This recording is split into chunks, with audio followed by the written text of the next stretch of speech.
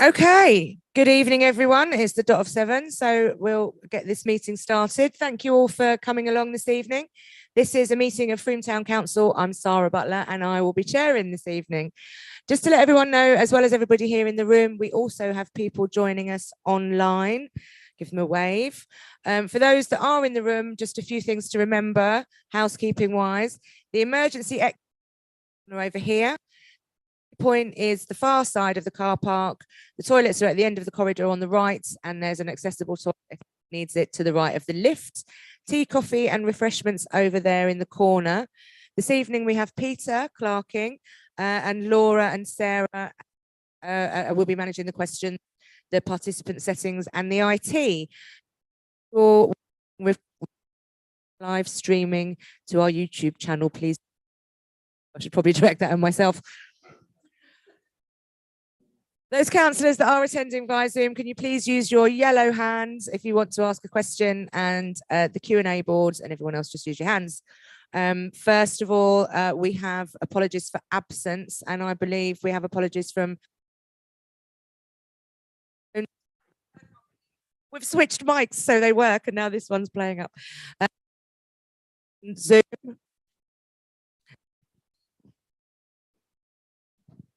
Thank you. Better. Andy Jones, who's joining us on Zoom. Anita Collier, Philip and Mel not here. Can we vote, please, to accept those apologies? Can I have someone propose? Nick, and someone to second? Fiona, thank you. All those in favour?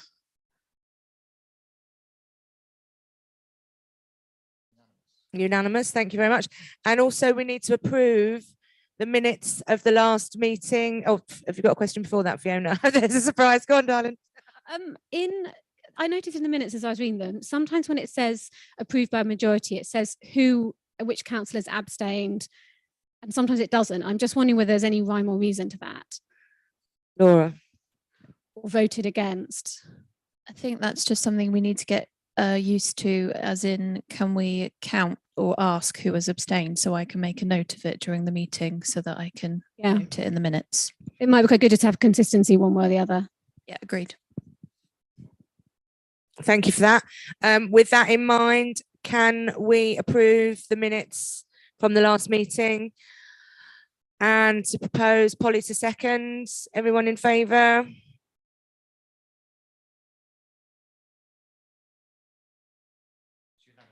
No abstentions.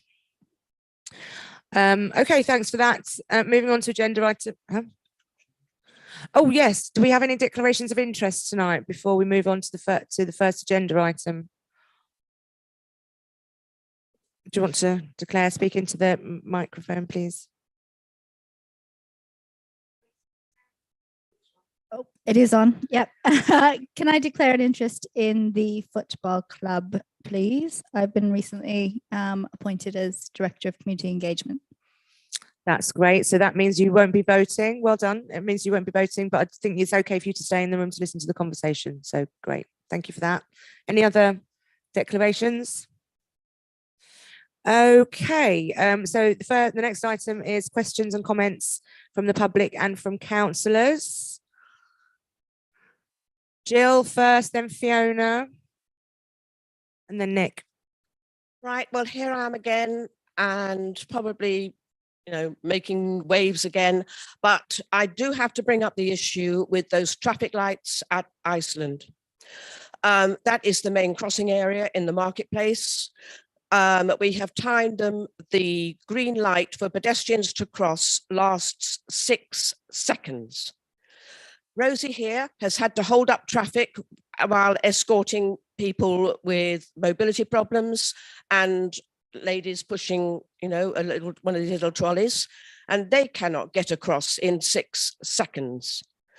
We are still concerned about the bleeping because guide dogs have been taught to listen for the beep, and it's all very well having this whirring thing underneath the plate, but if you've got a guide dog lead in one hand and a bag in the other, how can you cope with doing that? Also, we need, it has been, put to me that a visual display needs to be seen from the other side of the road, not just at hip level. which is as it is at the moment. So that is the thorny issue of those traffic lights.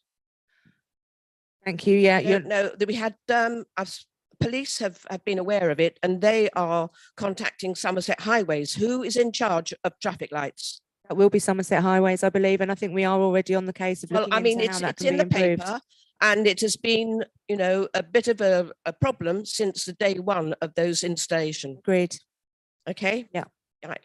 Also, who has taken over the car park since Mendip has stood down? That's in Somerset's hands. Yeah. Somerset County. The car park, I believe, at the leisure centre and the Merlin is going to be a pay and display. That is a rumour. Yes. Did you know about that? We've heard about it, but I don't know that anything's been decided or settled yet. Right. Okay. Well, I've got some other sort of, and the National Express has lost its, starting from Frome from May, and it will be, I mean, okay. I mean, I used to use it more regularly than what I do now. And sometimes I could be the only one getting on that coach. So, okay, if you don't use it, you lose it. And this is just what's happened. I think National Express now expect you to go to Trowbridge to pick it up. That's a private company. Starting point. Yeah. Well, that's a private company though, Jill. There's not anything we can do about that. No, but I'm not saying that you are responsible for that, but you know, you've got to be knowledgeable about what's happening. Absolutely. You know, you've lost the starting point of National Express from Frome. Yeah. Yeah. And that is a sad loss. I know Berries do well, picking up at Sainsbury's, but the town centre National Express. Okay, I'm going to leave it there. I want to... That's okay. If there was anything else, you can. Niggles, but it's mostly like boring things. Like I say boring things, but potholes are an absolute nightmare, and you know all about that anyway. And I know Mendip have been responsible for the far side. I'm changing tack altogether now about the river, where the brambles are. Have the town council taken over that side of the river? Not yet, as far as I know. I think we'd be looking to. And if you'll be looking to and hopefully getting it cleared. Yep, absolutely. Right, okay, end of story. Thank you. Before Fiona and Nick, Max, did you want to come in on something from that? The car park at the college, whilst owned by Somerset Council, is largely administered by the college. And my understanding has been for quite some time that they are responsible for its upkeep, but get no money. So I think there is an ongoing conversation with the leisure centre about that. Quite how that pans out, we don't know. But I think the idea of there being pay and display at the moment is just a rumour right now. Thank you, Max. Okay, is that okay for now? Yeah, but yeah, it's something to be aware of. Thank you very much. I think it was Fiona and then Nick. It's actually a question on Dawn's report. Is that all right? First of all, I think it's probably just a typo. Show a significant projected overspend of £24.30, which doesn't feel like that big an overspend to me. I think there might be £1 million missing. So I just thought I would flag that if I was like, I read that, I was like, oh, that's all right. That's not too bad. I'll pay that. And also, but then on a more serious note, if there is £1 million there missing, what is going to happen? Where is that going to come from? What's the plan? Is there no? Okay. Are there savings? Are there any sort of? So what would it be? Asset, like selling assets, like. If we need to use the microphones, otherwise it's only going to be one side of that herd. If there's actually anything to say, it doesn't sound like you've got much to say in response to that. No, there isn't really any. It's just we just have to manage. Really, that's all we have to do. And if there's any borrowing we have to do, then that's what has to happen. So that's just the situation. Okay, thank you. Thank you, Nick.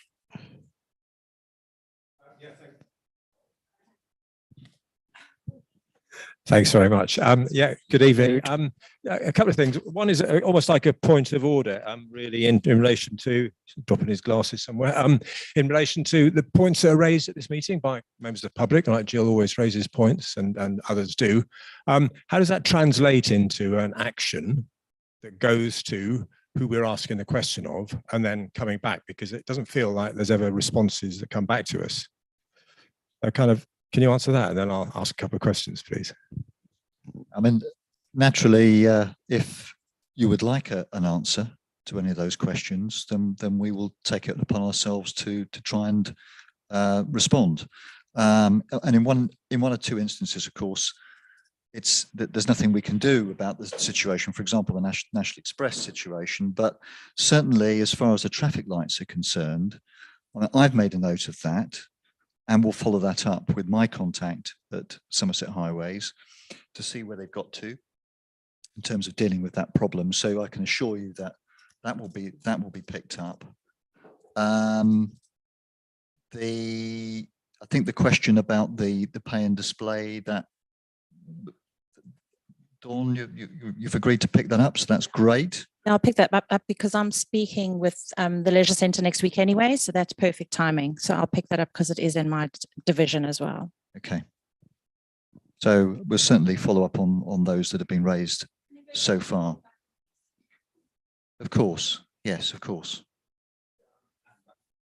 That was the reason for asking. So we have a kind of feedback loop, if you like, because otherwise it feels like the same questions are asked and it goes into this kind of the ether and we don't get any responses. And I appreciate it's difficult for Dawn and other councillors now, because we did have the district and county, and now we've just got county, but to have a way that officers or portfolio holders can actually formally be asked to respond. So my question, you won't be surprised to know, is about the dirty streets in the town centre. About 2 weeks ago, Rob and his team organised a brilliant street cleaning event in the town centre, and a lot of colleagues turned up there to help with that, and members of the public, and it was brilliant and it was great. ID Verdi, who were the contractors who were previously paid by Mendip to clean streets, collect rubbish, had promised to come and paint over the black litter bins at the bottom of Cheap Street, for example, which are covered in graffiti, and they just look, as you walk up, you just think, this just looks so scruffy. They didn't turn up. Rob chased them on the day and they got confused over the day, and they said they come back. They still haven't come back. So the wider point is, and I've been asking for this for a while now from through district councillors, Shane and Adam have kindly tried to help, but to understand what is the value of the contract, the financial worth or value of the contract to clean our streets and collect our rubbish. Because it's not happening at the moment in a way that anyone would say is satisfactory. It is really unpleasant quite often. We have the detritus from nighttime drinking, eating or not eating, uncollected rubbish, and so, which should be cleaned up. Absolutely should, and it's putting people off coming into the town centre, and it's unsightly. So can I ask, please, that is an action to ask whoever is the lead for Somerset Council, County Council, in relation to administering the contract for, we've had some detail, but it's too complex. They haven't broken it down to Frome. And also, so they explain the value of it, and also let us know what the current arrangements are for the street cleaning and rubbish collection for Frome, please. We'll certainly follow that up, and I'll ask Rob to investigate and we'll provide some feedback. Obviously, as far as rubbish collection is concerned, domestic collection is responsibility of Somerset Waste Partnership, but when it comes to rubbish that's generated by businesses, there are various different companies who have responsibility for clearing that, but certainly we can look into the arrangements that Somerset Waste Partnership have on refuse collection and the value of the contract to clean the streets, and we'll feedback on that. Thanks, Peter.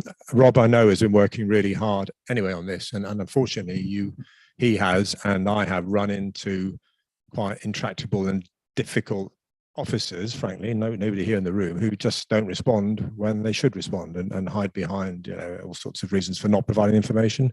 Is something we really need. And the issue around waste collection, at one point there were 11 private contractors collecting waste from businesses in the town centre, plus Somerset Waste Partnership, plus ID Verdi. It's a kind of nonsense. And so surely this is a time when we should look at it in the round and decide what's the best way to collect rubbish. Ben, sitting next to me, collects some of it. I forgot Ben, so that's 12. So, how we join this all up. So it's a far more effective way of managing waste in town. Thanks. Rob, then Max. Got a green light. That's it.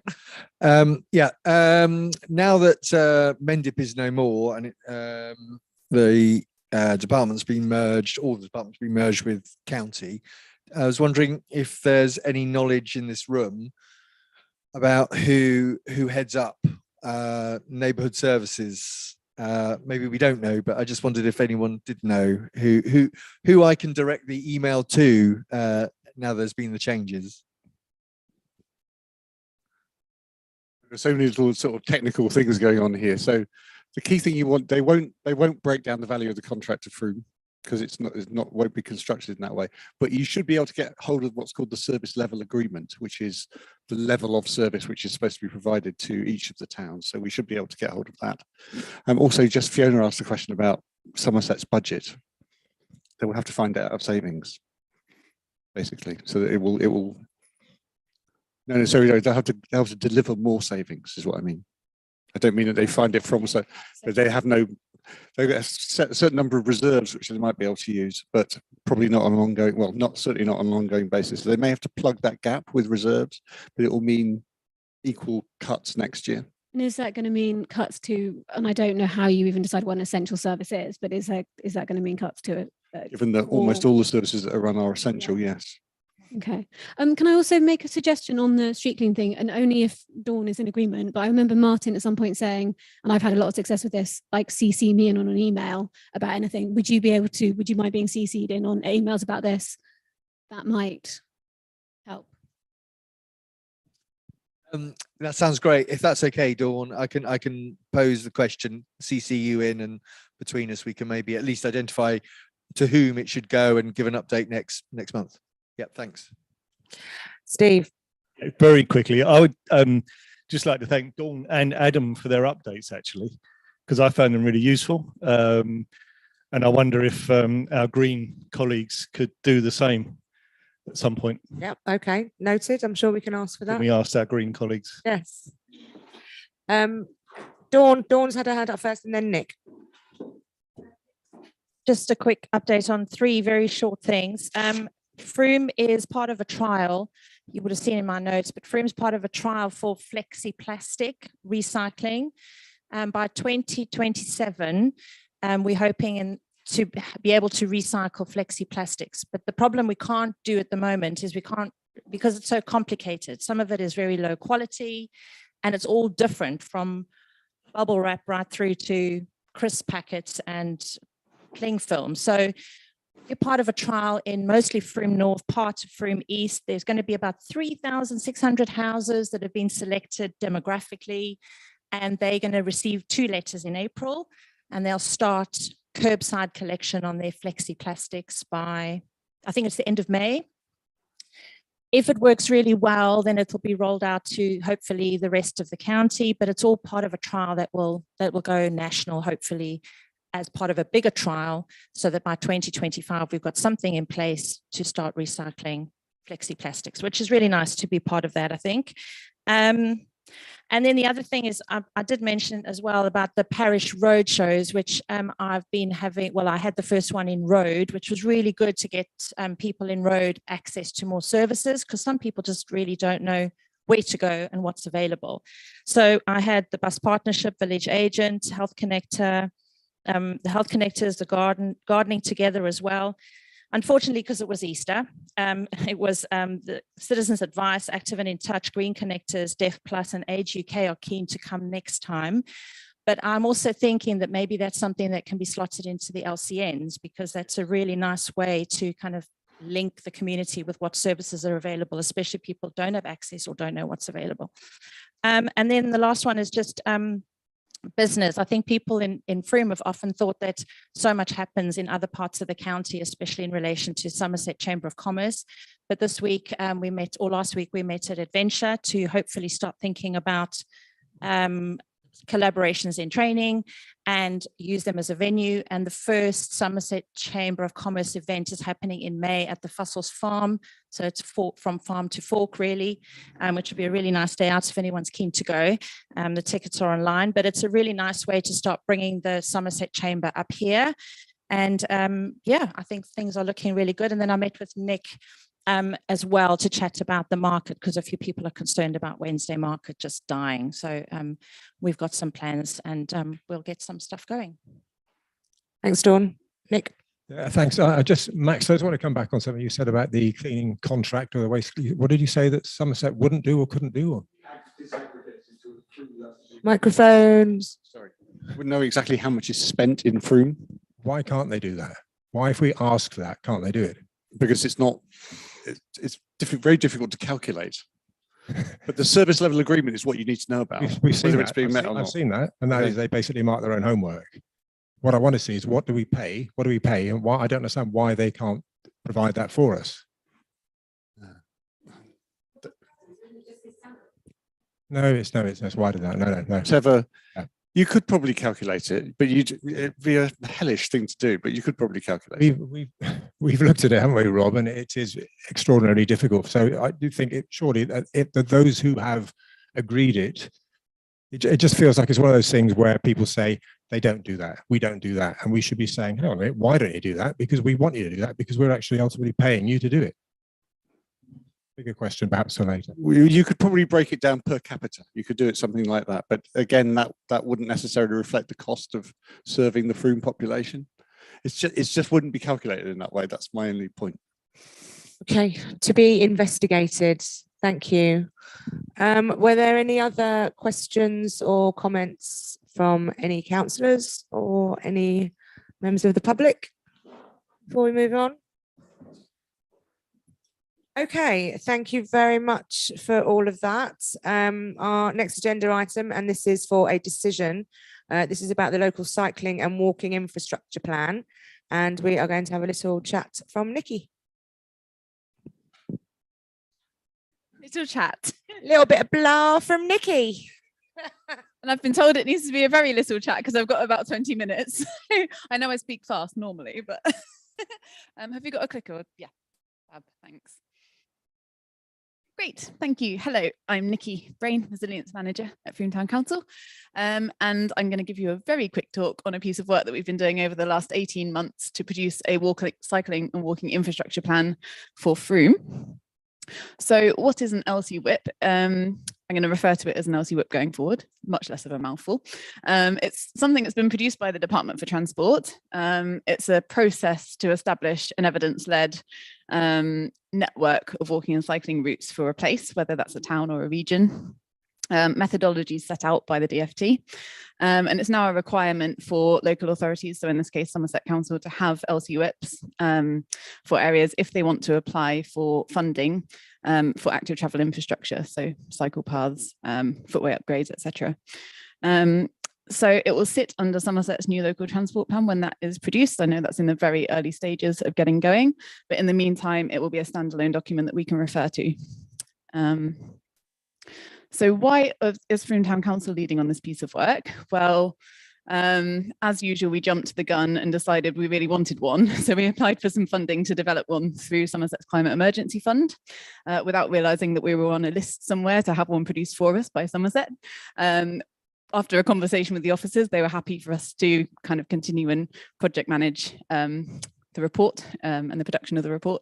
So that's been really good. It's meant that we've obviously been able to have a lot of influence on that. And we've been working with consultants, Phil Jones Associates, who are our transport consultants.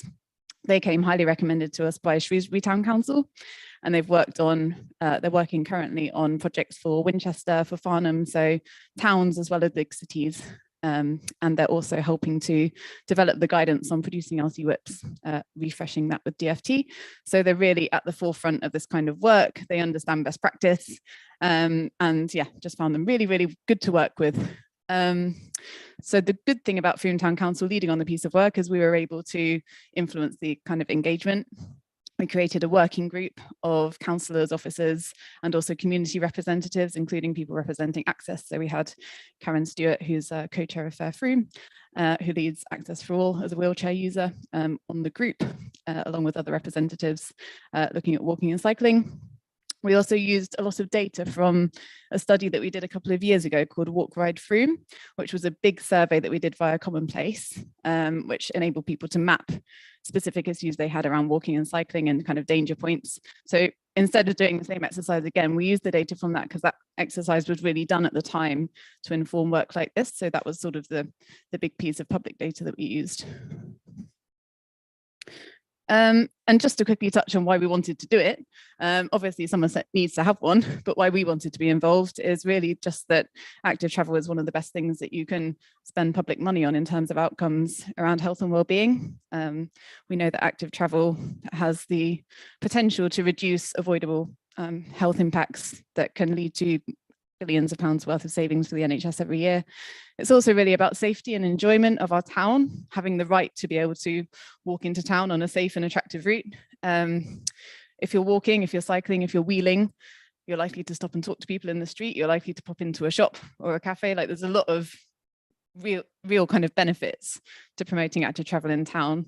Obviously reducing congestion and air pollution, also massive issues for us, improving mobility and equality of access, obviously climate change, and also adapting to continued development. We know there are over 2,000 homes in some stage of planning for Frome. If all of those bring 3 cars with them, then that's an extra 6,000 cars on our roads. We don't have the space or the infrastructure for that, so we need to provide real viable alternatives. And we're lucky to live in a town that is very walkable and cyclable and wheelable. So this is one of the maps from the report kind of showing where you can get to within a 10 or 20-minute walk. And that covers a lot of our schools, employment centres, the medical practice, etc. And then our cycling kind of radius takes in a lot more, kind of going out to some of the surrounding villages as well. And we've got the potential, because we've already got a lot of great off-road and traffic-free routes, including the river path through the town centre, which can take you out to the medical practice and the hospital. We've got kind of naturally low traffic environments in some of our residential areas and also in the town centre, obviously the main road being the exception. We've got projects like Frome's Missing Links, looking to link us up with the long distance cycle path out to Bath. And also just a culture around supporting walking through projects such as Walkers Are Welcome in the town centre. And then we also have some massive challenges. Obviously the roundabout just outside here being a prime example of something that is just simply not, there's no safe way to cross it as a pedestrian. You're really relying on the goodwill of people not to run you over. This sort of picture in the bottom left-hand corner shows something that when we were auditing the routes, it's just completely endemic in Frome, which is footways just running out and disappearing into nothing, and there being no drop curb provision. So if you're in a wheelchair, if you're using a mobility scooter, if you're pushing a pram, there are kind of routes that just aren't accessible to you. So the way that the LC Whips worked, you'll see from the report that there's a ton of data and maps in there, which is sort of based on the guidance of the evidence that you need to be looking at to produce an LC Whip. That's all used to identify the routes with the most potential for modal shift away from cars to walking and cycling. And that's really based on where people want to be going to. So it's your origin and destination points, it's the desired lines and the desired routes. And it's really not looking at leisure walking and cycling, it's looking at like your essential journeys to work and to school and to the doctors and to the shops. Once those routes have been identified, they get audited. So the cycling routes were audited as a desktop study, but the walking routes we audited as a working group and went round Frome, and they get graded based on things like safety, directness, convenience, attractiveness. And then off the back of that, you get a list of prioritized measures for 3, 5, and 10 years. So things that can be implemented fairly fast, things that will require more funding and take more time, and then things that are sort of a design maximum, sort of an ambition for where we might get to within 10 years. So there's a few printouts on tables of the routes that we audited. I haven't printed out the paper because I'm hoping everyone's read it, and it's about 80 pages. But we audited 10 routes, and each of those within the LC Whip has a set of recommendations which are really based on best practice for design of walking and cycling infrastructure, based on examples from around the UK, but obviously tailored to what's appropriate and possible within a town like Frome. And it won't be too much of a surprise that a lot of the design recommendations are focused on improving junctions, dedicated cycle and pedestrian crossing provision, controlled crossing points across town for continuity of walking routes, so controlled crossings, and ones with, just as Jill mentioned earlier, things like actually looking at the crossing times and whether they are actually viable and appropriate. side road junctions, so dropped curbs, tactile paving, sometimes raised junctions for continuous crossings, protected cycle facilities, footway upgrades, a lot of footway upgrades, and things like modal filters to potentially lower traffic flows in residential areas. So I won't read this out. I'm hoping that everyone's read the report. It was just an example of some of the recommendations for one of the routes. So again, looking at junction upgrades at protected facilities for cyclists, 20-mile-an-hour limits, and key improvements to the footway. So none of the recommendations are kind of designed in any depth. They're recommendations to take forward, and everything that's in there would then need to be kind of designed up and consulted on and engaged on. So it's a kind of a starting point rather than an end point, and it's not intended to skip any of that stuff. This was just quickly to show there's about 90 recommendations in the LC whip. So this is kind of the top 20, I guess, to show what we could use as a sort of shopping list of quick wins. But the idea is that they're not kind of treated in isolation. We know that they form part of a well thought out network. So the next steps, the LC whip will be adopted by Somerset Council and incorporated into their new local transport plan, which is really just starting work now. We have an ambition to produce a movement strategy at a town level, which is something my colleague Jane is starting to look at to address wider issues, because obviously this has looked at walking and cycling. We think we need a plan that addresses all modes of transport. So that's something that we're starting to look at in more detail, but this will be a really good starting point. We've got loads of really good evidence off the back of this that we can refer back to for that piece of work. And crucially, we now have a network and a plan and a list of asks that we can go to developers with. When we're looking at Section 106 funding and negotiations, we can say, you know, this section we'd really like to address. We know it's part of a wider plan. We can't implement everything at once, but we've got a really well thought out plan that we can, you know, address bits at a time. So that will be really powerful for negotiating with developers in the future to make sure that active travel is, properly funded and considered in the context of new development. And also, Somerset Council has access to active travel funding that it can bid for annually, which is a competitive thing. They need an LC whip to be able to do that, so they can bid for funding to deliver some of this infrastructure work. So part of our job will be to make sure that our things and our projects are on the list, because obviously everywhere is going to be wanting to do the same thing. So the recommendation is to approve the report. Happy to take any questions. Any questions? Carla? Use your microphones, please, Carla. Thank you, Nikki. Yeah, I was part of the walking group. I came with my buggy that day, and it was, I mean, I knew it anyway, but it was great to have the confirmation of just kind of how shocking some of the routes are. A question around, so some of the kind of priorities are ones that are already existing. For example, the roundabout at Bath Road, Christchurch Street, West East, which probably wouldn't fall under Section 106 funding. So how would that, where would the funding come for a junction like that? So I think it would probably be a question for Jane and Catherine in terms of what we could achieve with Section 106, but then obviously the active travel funding that Department for Transport puts out every year, Somerset Council is able to apply for that. So their active travel team can put in bids for pieces of work. So we would be basically pushing to make sure that those things were included on those lists. And having the LC whip means that we can show that even if we're doing a junction upgrade as an isolated thing, that it's thought about as part of a wider plan that's been well thought through. Thank you. And do you have any sense of how long that process takes? So I know we've got various bits of funding that Somerset have applied for things kind of in support of school streets, for example. I know it's kind of the funding's put out on an annual basis. I think there's 200 million allocated for the next 3 years for projects across the UK. So in terms of turnaround, I think they hear back within a few months of putting in an application. It's not years, but obviously it's competitive, and we're also competing for our projects to be included in the first place. So can I bring Steve in on that question, please? Just to answer your question about Section 106 on the Bath Road, Christchurch Street West, the Saxonvale projects are due to supply quite a lot of the Section 106 money for that Gore Hedge junction and that one. So that's where hopefully a lot of it will come from. Great, thank you. Is this related? Because yeah.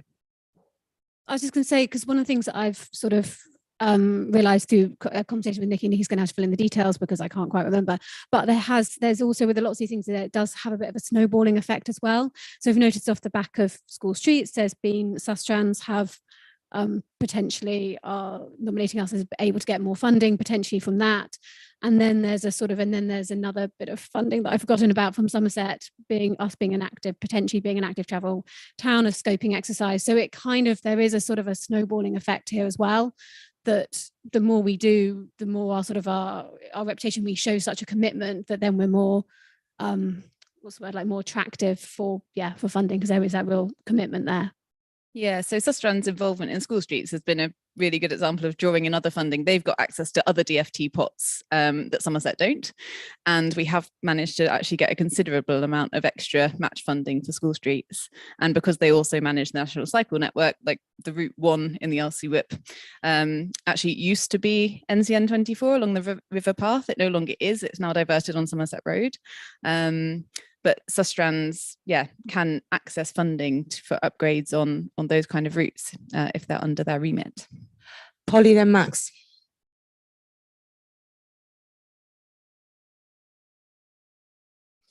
Thanks, Nikki. It's really good to be part of a council that did jump the gun, because it feels like, and the meetings I attended with where the company were present, it really was a impressive piece of work, and a great presentation. I just wondered if you're aware how many other towns in Somerset, have been as speedy on it.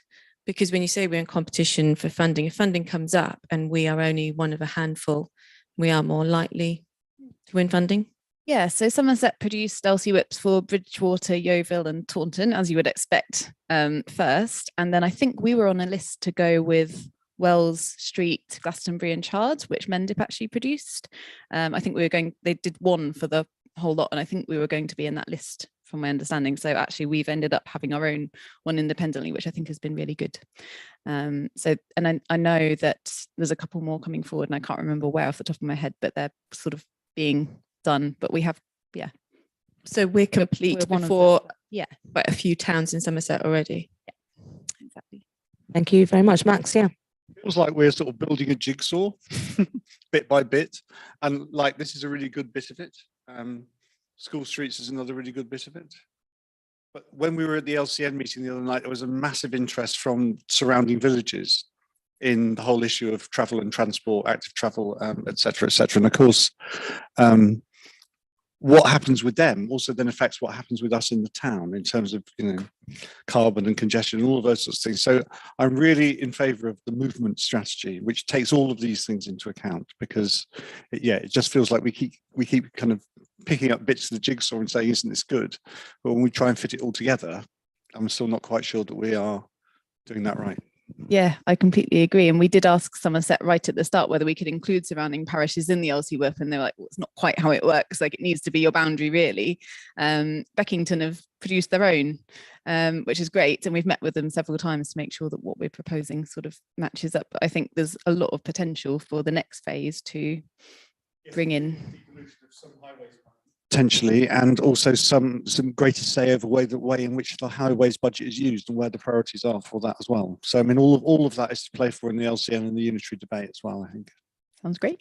Fiona, then Nick. I just want to say, sort of off the back of your comment, Max, but one of the things I found incredibly excited about in the LC Whip, I was in the group that was looking at it, was the telematics data that really actually shows the movement of people in Frome and what they're doing.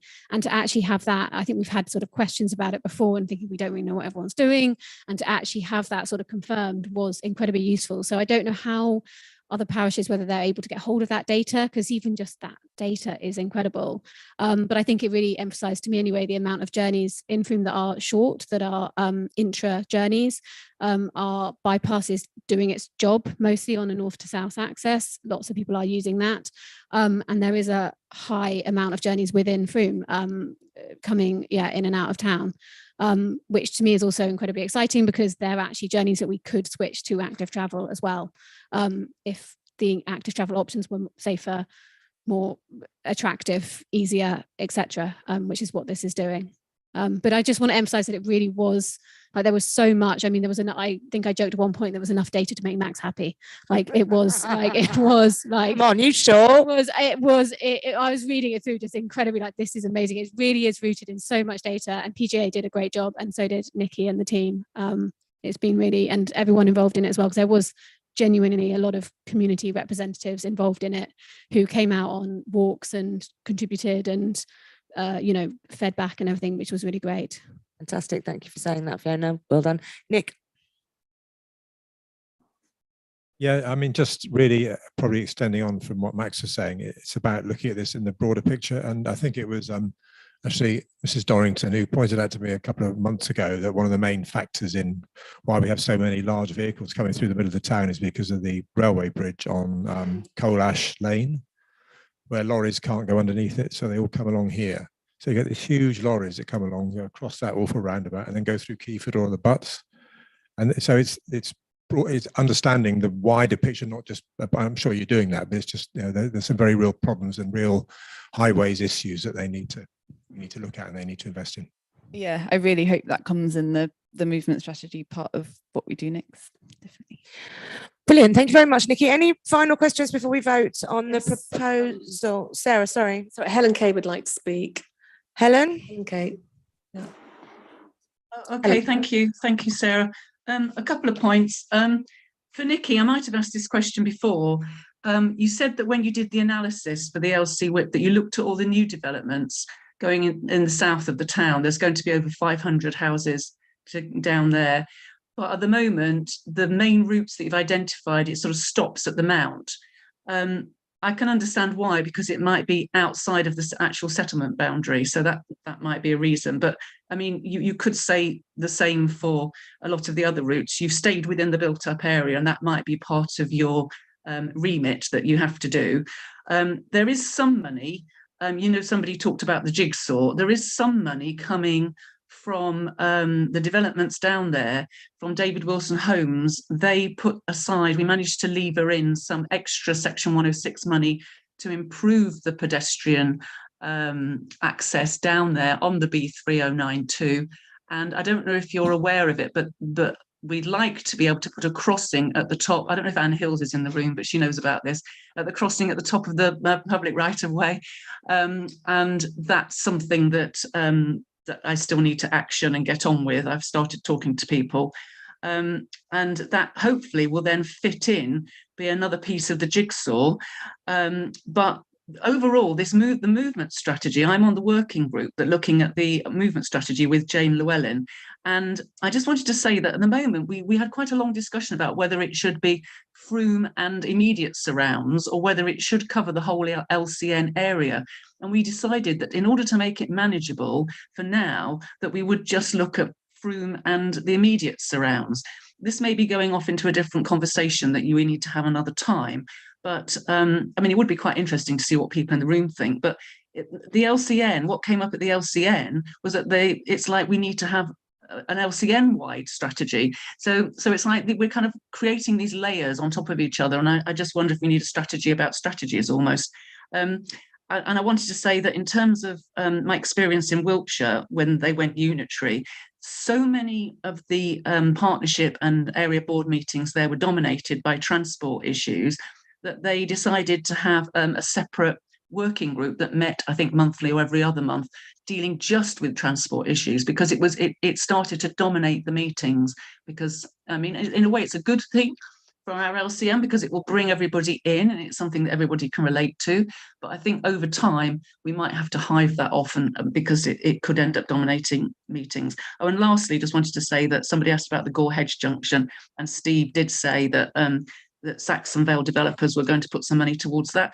But also there is some money coming towards that from Section 106 money from all the other developments in the south of the town, around behind Sainsbury's and down in Little Keyford.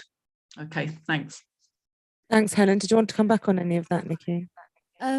Probably just on the first point around future development, I think probably one of the limitations of the LC WIP process was that while future demand was taken into account when choosing routes, the routes that are actually audited are sort of existing routes rather than where a route could be. But also just to say that just because something isn't on the LC WIP map doesn't disadvantage it from, you know, Section 106 process. So, and I think we probably are also in a position that we could still add bits on, but that would obviously delay approval, I think. I think where we are at now then is to accept the report and look for the next step. So can I have the recommendation back on the screen again, please?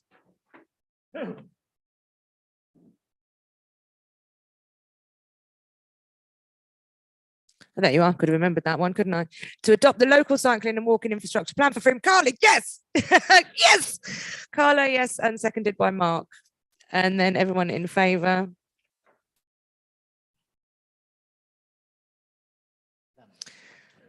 Thank you. Thank you, and thank you very much, Nikki. Thank you for all the work and for your presentation. Okay, and now we have another decision. This is an update on the football club project and the proposal to exercise our option to acquire Badger Hill Stadium. Peter, over to you.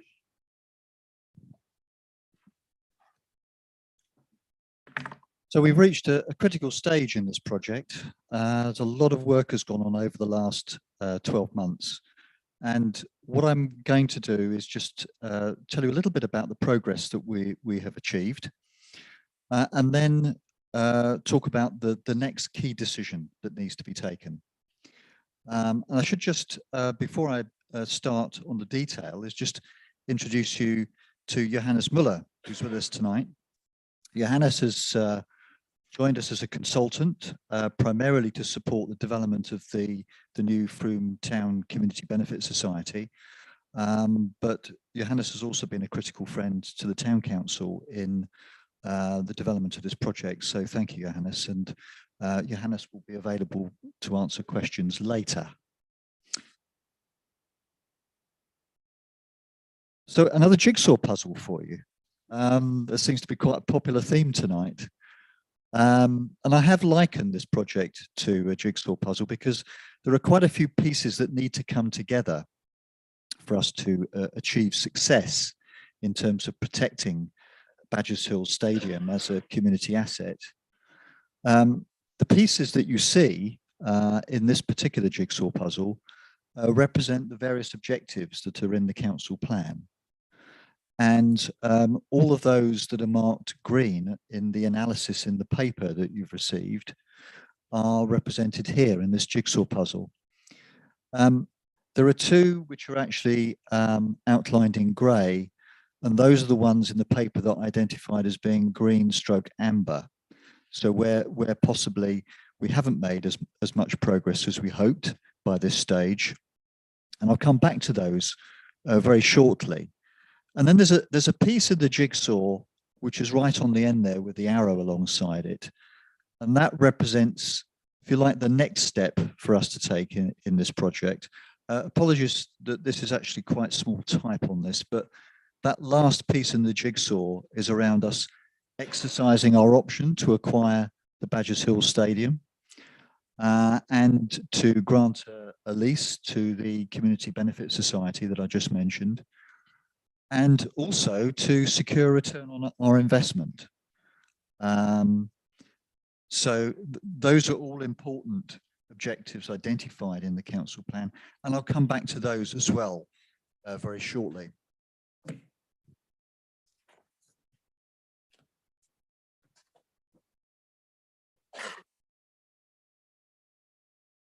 So one of those items that was grayed out, if you like, on the previous jigsaw puzzle that you saw was the development of a new business strategy for the football club.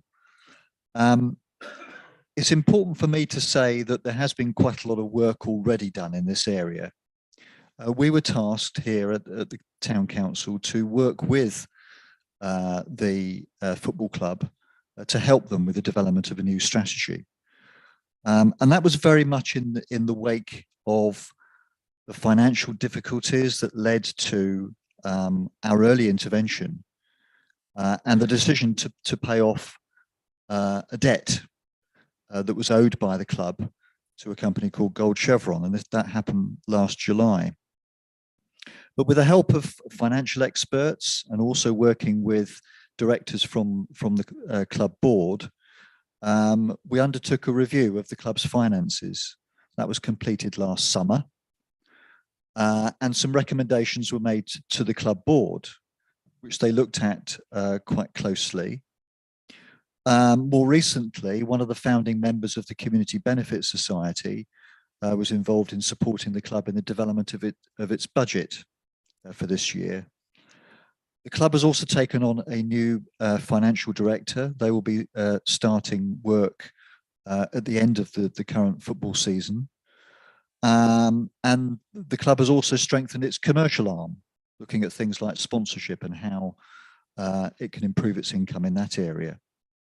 But the important thing to say at this point is that this is still work in progress. And that's one of the reasons why it didn't show up green on the earlier jigsaw puzzle. There's still some work to do.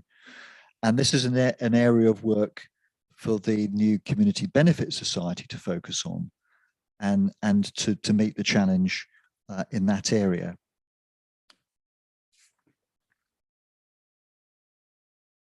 Just to focus on community awareness and engagement. Again, another area that was grayed out on that earlier jigsaw puzzle.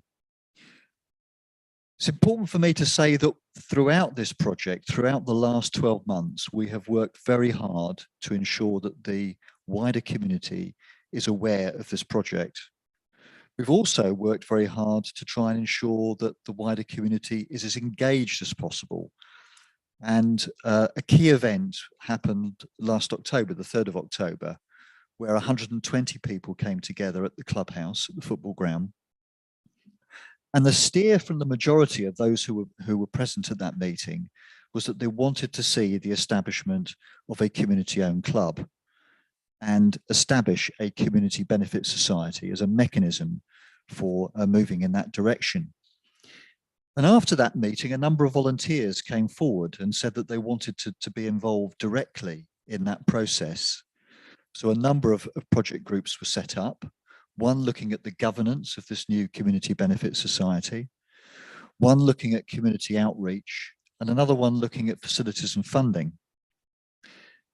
And another element in the engagement of the community, if you like, is that more recently, you may have seen that there was a call to the community to become members of the new Community Benefit Society board.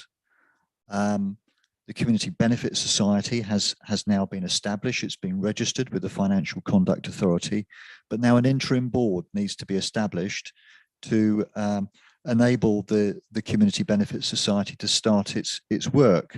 I'm pleased to say that 8 of the positions on the interim board have now been filled.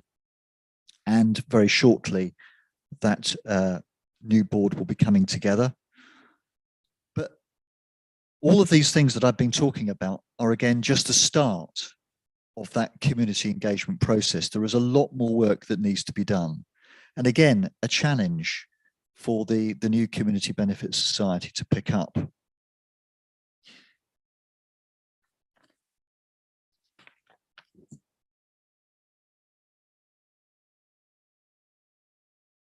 So just moving on to one of the other pieces of the jigsaw puzzle, really, which is about the plans for repairs and improvements to the ground. No doubt you will have heard already that we commissioned a building survey, and we commissioned various risk assessments, fire risk assessment, and also a health and safety risk assessment to look in detail at the condition of the ground and the various buildings on it at Badgers Hill. And these images that you see are just a handful of images that demonstrate some of the challenges ahead of us in terms of repairing the built fabric of the ground. And there are issues that concern the clubhouse, which is obviously a really important asset in that it provides a venue for community activity of a whole range, as well as supporting the football club on match days. One of the issues that the clubhouse faces is its energy efficiency.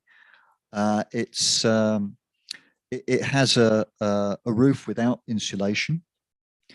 It is a single skin block wall construction. And there are various other elements which have led to an energy performance certificate rating of D. So it's quite a poor energy performance rating. And that has to come up to C by 2027 in order for this property to be lettable. But there are issues that affect other parts of the ground too. The condition of the changing rooms, condition of the roofs of various structures around the ground. Some of the temporary buildings have come to the end of their useful life.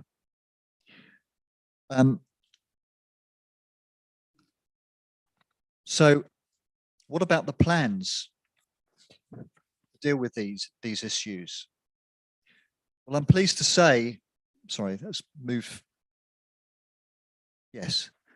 So I'm pleased to say that we have been working very hard over a while now to develop plans which will address the condition of the stadium.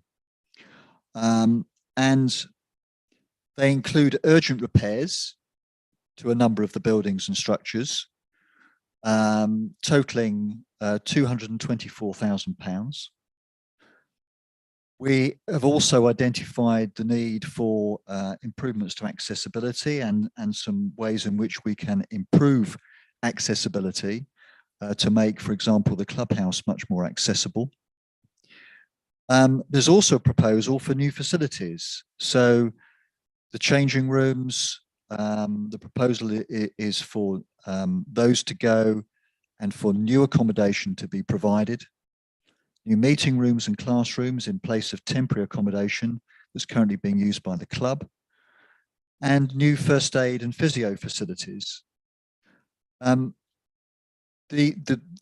beauty of the plans for the new facilities is that they will be capable of not only being used by the football club, but also being hired out for wider community use, generating an income for the Community Benefit Society, and also starting to have those broader benefits for the community that we always hope for out of this project.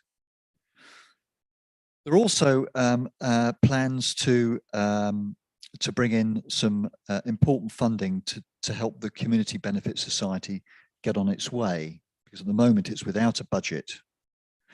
And so where is this money going to come from? So I'm pleased to say that a little while back we identified an opportunity to bid to the Community Ownership Fund. It's a government fund which is designed to support organisations that wish to protect assets within their communities. Some £364,000 is being asked for from that Community Ownership Fund. The bid went in last week. And on top of that, in July, there's an opportunity to apply for 150,000 to the Football Foundation. So in total, assuming that those bids are successful, we will secure just over £500,000 to improve those facilities. And this might be a little bit difficult for you to see, but those new facilities we're proposing will be in containerized accommodation. These would be converted containers, and they would provide those new changing rooms, new meeting facilities, classrooms, and also facilities for first aid and physio.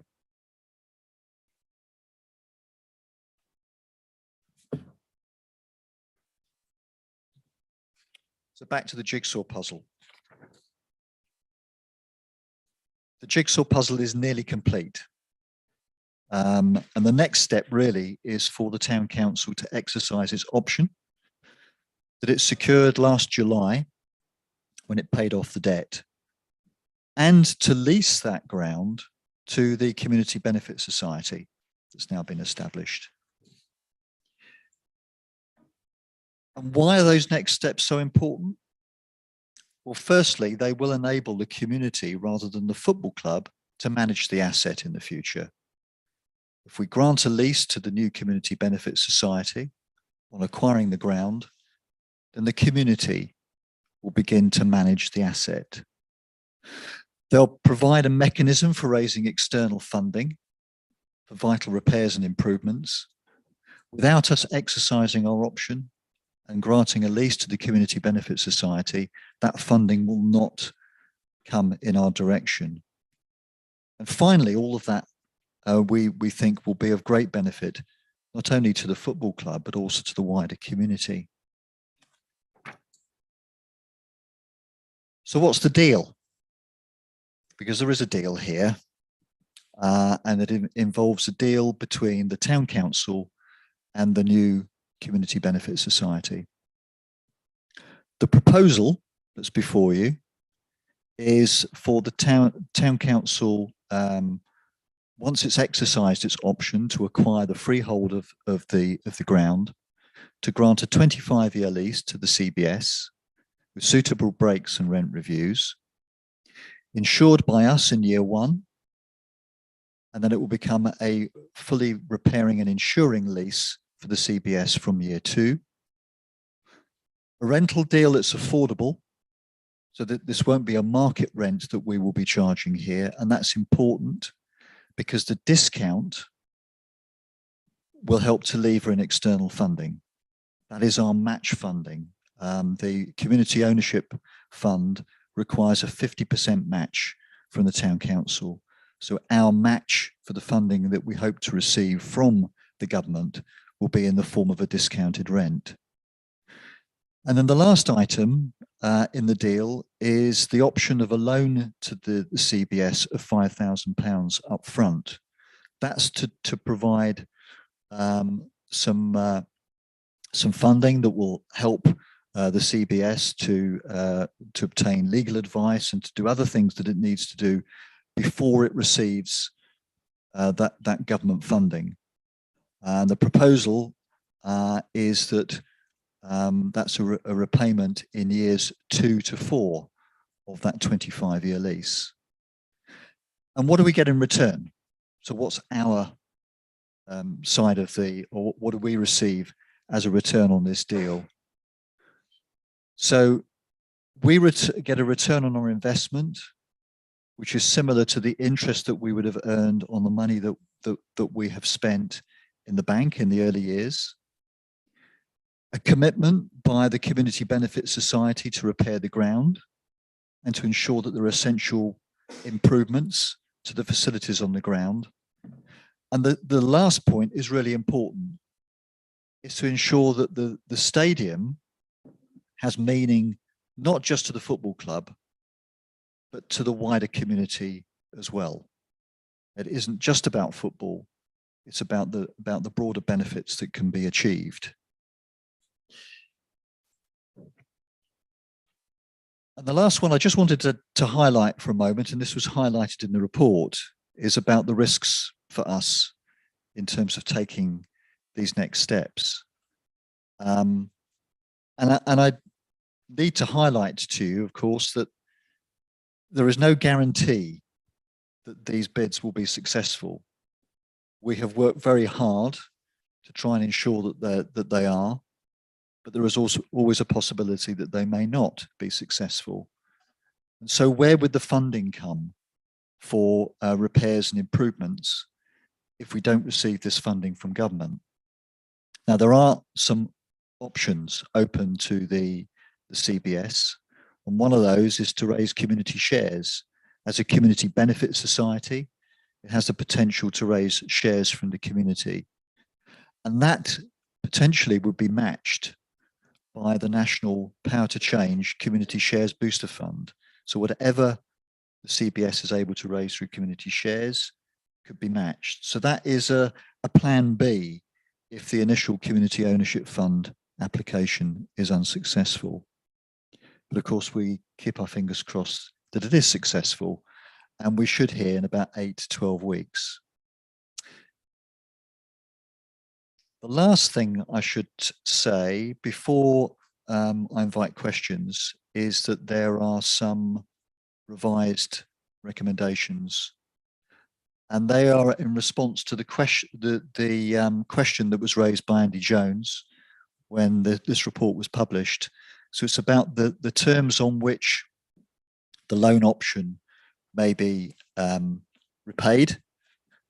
And it's also to do with the issue of insurance, that it will become payable by the CBS from year 2.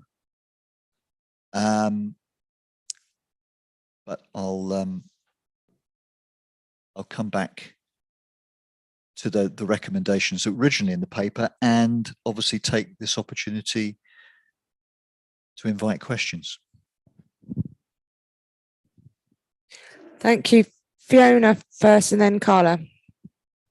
A couple of sort of clarifying things first of all, if that's okay. It's about the bid. So am I right in thinking the first one to the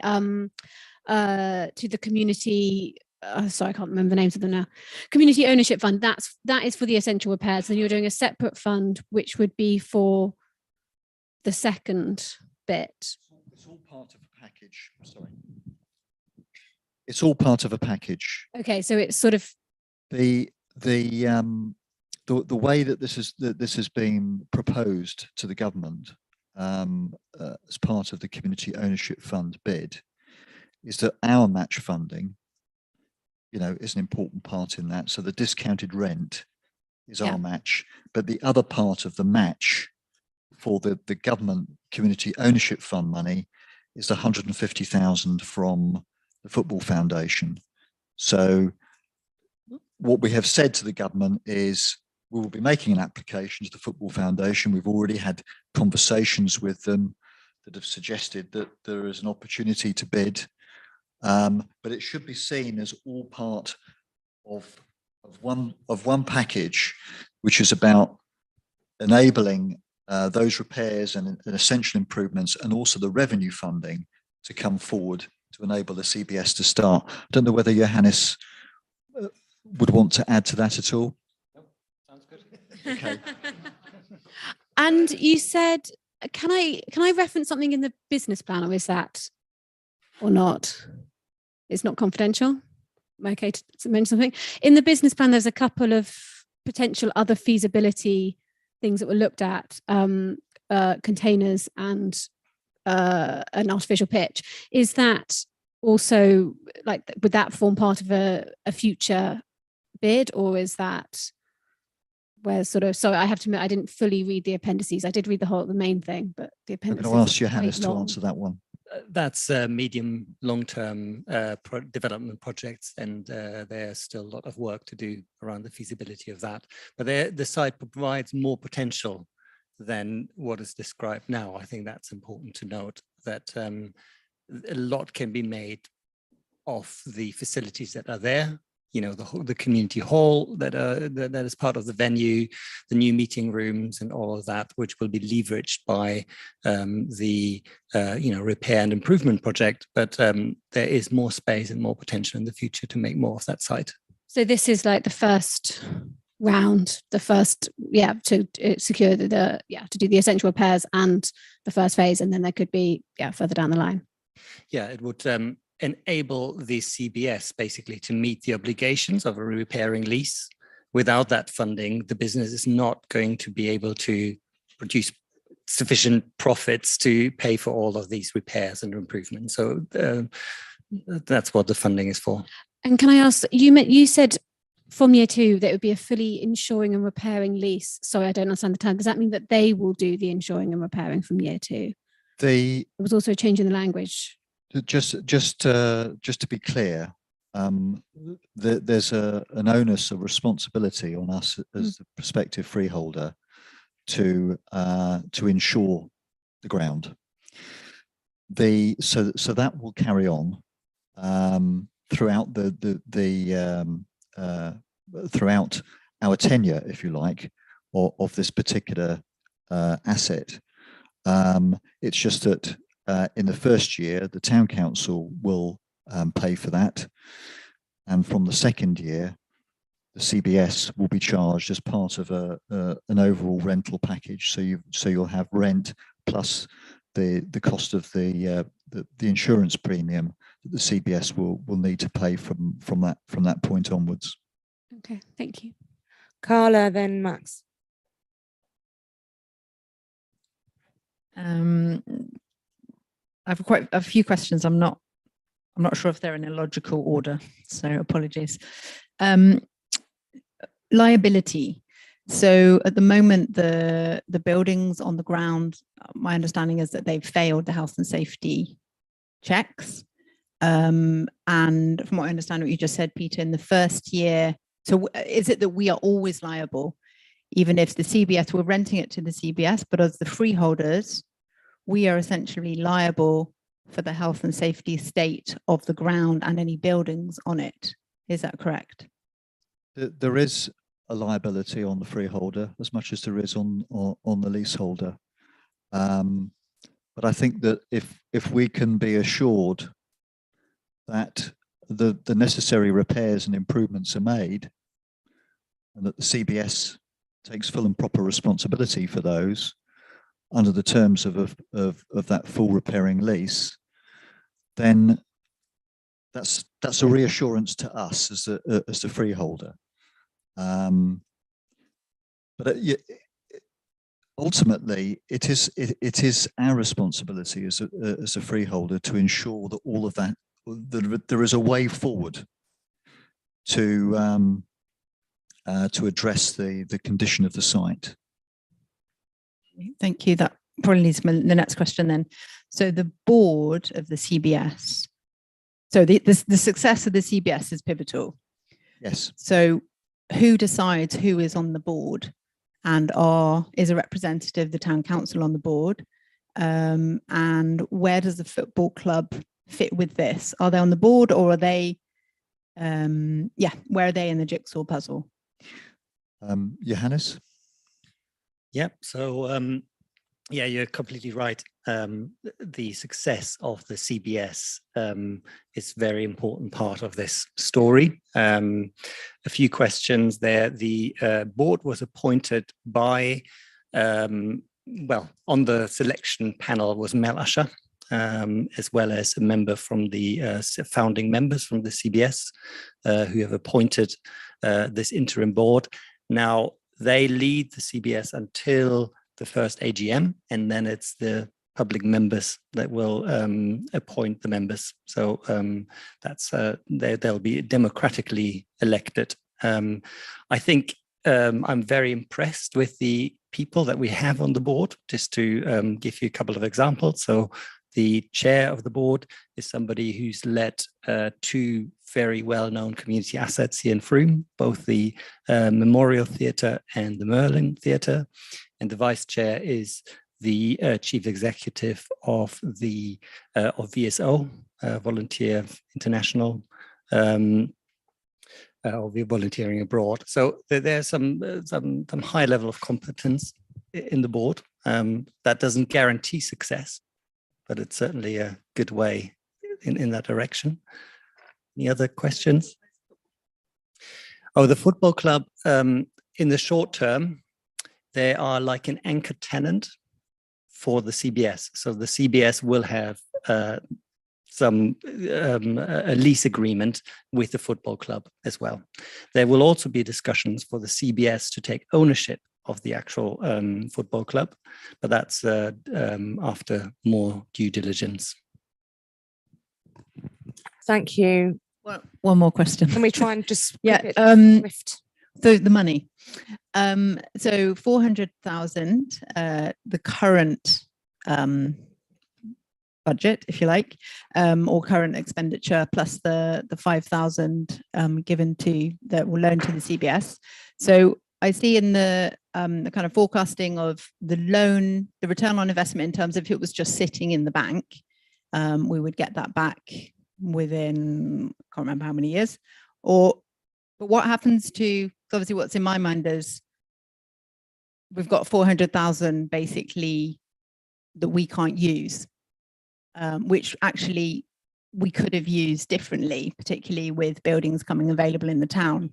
So what's the kind of forecast of actually getting that back, not just the interest as if it was doing nothing, as if it was just sitting in the bank? So we might be able to invest in other things. That's my question, really. Yeah. I think the expectation is that the 400,000 would come back to us over the term of the lease. So we wouldn't see that coming back immediately. But the reality, of course, is that the rent that we charge has to be affordable. And it has to be affordable in order for us to secure the external funding, and it has to be affordable for the CBS to be sustainable. Don't know whether Sarah, you're able to add to that, or would like to add to that at all in terms of the return on investment. We'll get the interest that we would have got had it sat in the bank, but there isn't any sight of getting the actual capital back at the moment. Even within that 25 years? No. I think it's important to recognise, though, that the council becomes the owner of the ground. So it becomes a community asset. So in much the same way, if we had bought any other buildings in the town, that ground will become a community asset in a way that it hasn't been in the past. Does that answer your questions, Carla? Thank you, Peter. Max, is it quick? No. It's the debate we need to have. So yeah, we'll continue to be asset rich and cash poor by the sounds of it. I mean, I think, so first off, I mean, I completely get why we would buy the ground now, to protect the asset. And that's always been our goal, hasn't it, is to protect the asset. But we should acknowledge that most of our reserves, therefore, that we once had are now tied up in this, probably in perpetuity, because it's also a very hard asset to realise without doing something totally different with the ground. So, that's been my issue from the beginning, really, that, we just need to be kind of clear about that. I also want to say huge congratulations on the funding bid, which I just thought was an exemplary piece of work, and thank you very much for it. When I was a kid, I used to buy a football magazine called Shoot. And every week in that, there was this thing called Spot the Ball, right? And it was like, there was pictures of kind of people looking all over the place, lots of stuff going on, and you had to find out where the ball was. So the ball for me in all of this has always been, is there a sustainable, like we talked about the strategy for the club, yeah? And right at the beginning, we kind of said there are all sorts of commercial opportunities that the club aren't taking advantage of. All of that kind of stuff. So for me, the ball has always been, in that sense, that there's a viable club. And we were going to kind of work with people to develop a strategy to create that viable club. Do we think we've got that? Because it's great having very complex structures and funding bids and all of those sorts of things. But, next season, will it be okay? And also, just the other minor point to put in is there's a good possibility that they'll make the playoffs and get promoted, in which case I'd imagine the ground would need to be upgraded even more than it is at the moment, and repairs need to be done to a higher standard than at the moment. It's usually the case when you go up a division. You have to things have to get better. So I'm still interested in whether we really think we've solved the problem, or whether we are just creating an awful lot of infrastructure to support an awful lot of activity. I think that the short answer to that is that the work to sustain the football club is still work in progress, and it's one that if you take the steps that are recommended, we will be asking the CBS to work hard to address, amongst other things, because it isn't just about football, it's also about the wider benefits to the community. Well, but we don't know what those are at the moment, right? So I'm just kind of trying to ask the question: is income going up and expenditure going down, or is it the other way? Lisa, do you want to come in on that? Yeah, income is going to go up through the CBS. I would say I think what will answer your question is that the vehicle for further development and doing more with the site is there now, the CBS and the leadership. So that still needs to be realized, but that's one of the key difference to what it was before, because the football club was limited in the kind of activities and funds that they could access. Lisa. Firstly, can I contribute to the conversation? Yes, you can. Okay. Just to give some background, I've been working on this project with Mel. I've stepped slightly outside of it whilst the CBS has been forming and the application being put in. I've had my concerns about the project from the start. Sarah, Peter, and Johannes all know that, as does Mel. I have been adamant that this is not a project that is just going to support a men's first team. That is too narrow of a group of people for the amount of money that we are investing as a community. I've spent a lot of time up at the football grounds. It does have a thriving fan base. It does provide some community elements for a part of the population, which we often don't engage with quite as successfully as we could. Bingo nights up there are really successful. The key thing for me is developing the potential of the site beyond just football. So there is a clubhouse. There's a number of assets on the site. Johannes has pitched an idea of a Boxworks type development, which could come in the future and could be realized on those grounds. There are also a number of other football organizations who are desperate for space.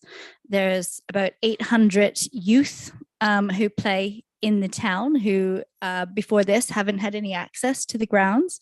It's been run very much as a men's first team, and that's it. There is huge potential to widen the community benefits of this site and provide opportunities for things like day services, for groups for parents. It's a really underused asset that we could make work for us to help fill some of the gaps in things that we're not filling, things that are in our strategy as well. So are we going to get our money back, the £400,000 immediately? No, but can we make that work as an asset for the town and the things that we want to deliver on? I think so. And it's one of the things that I've been adamant about through the whole thing. I'm not there yet. And the football team have been tricky at times because they've been struggling. They've been in crisis for a long time. And the support that we're offering and the CBS means that they won't have full control of that and that we do have those opportunities.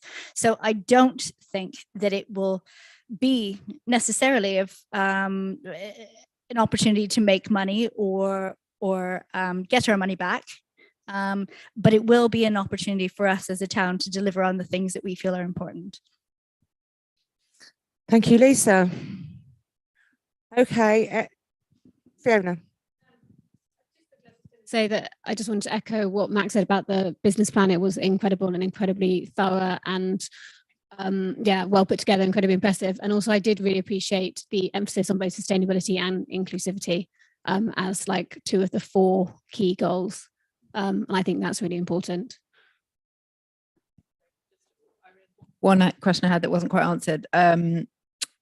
Will there be a town council representative on the board of the CBS? I think there should be. I'm just wondering, will there be? There is currently, however, the role, the head of community office is that that's the role that Lisa has kindly offered to take on. However, that's not an official representative position. So if you wanted, you could request that from the CBS as part of the negotiations with Elise. Lisa. We've insisted that for much smaller investments that we have a FTC representative within, I don't know, we call it the board, or yeah. We have a lot of money invested in this, and I think it's imperative that there is a town council representative on it. It will be one of the recommendations that I'm making to the wider board, and it's not a role that I think that I should fill, even temporarily, wearing two hats. So it is crucially important that we do have town council represented on it. Are you offering? But I think that, yeah, we need to record that and make sure that that's actioned. Thank you. Yeah, noted. Thanks, Laura. Okay, any other questions? No, let's move on to the recommendations. So these are changes to agenda item 4 recommendations. So we've added a few bits there. I won't read it all out. You can all read that. These are additions. And so the actual question upon which we have to vote is, Laura, the question that we're voting on. So recommendations are to agree to exercise the council's option to acquire the freehold of the state pound before July of this year and instruct a lawyer to complete the necessary documentation. Are we doing this as one or two separate? It's entirely up to you. All at once. And agree to 25-year lease to be granted to Frome Town CBS with a minimum rent pay. Well, I can't read the rest of that now, but yes, minimum rent payable on years 1 and 2, similar to interest earned on 400,000 in the bank, and a step up in subsequent years. Can anybody propose that we agree to that? Oh, and agree to delegate authority to the deputy town clerk. So I can't see that. I can't see that either. Agree to the option of its size of up to 5k for startup costs, with the addition to be repaid in years 2 to 4 at 5% interest, and agree to Frome Town Council paying year 1's insurance premium of 2414 funded from the Saxon Vale earmarked reserves. And then an addition is then year 2 onwards from revenue expenditure claimed from CBS along with the rent invoices. Thank you, Nick, for proposing that. Does anyone want to second? Carla? All those in favour?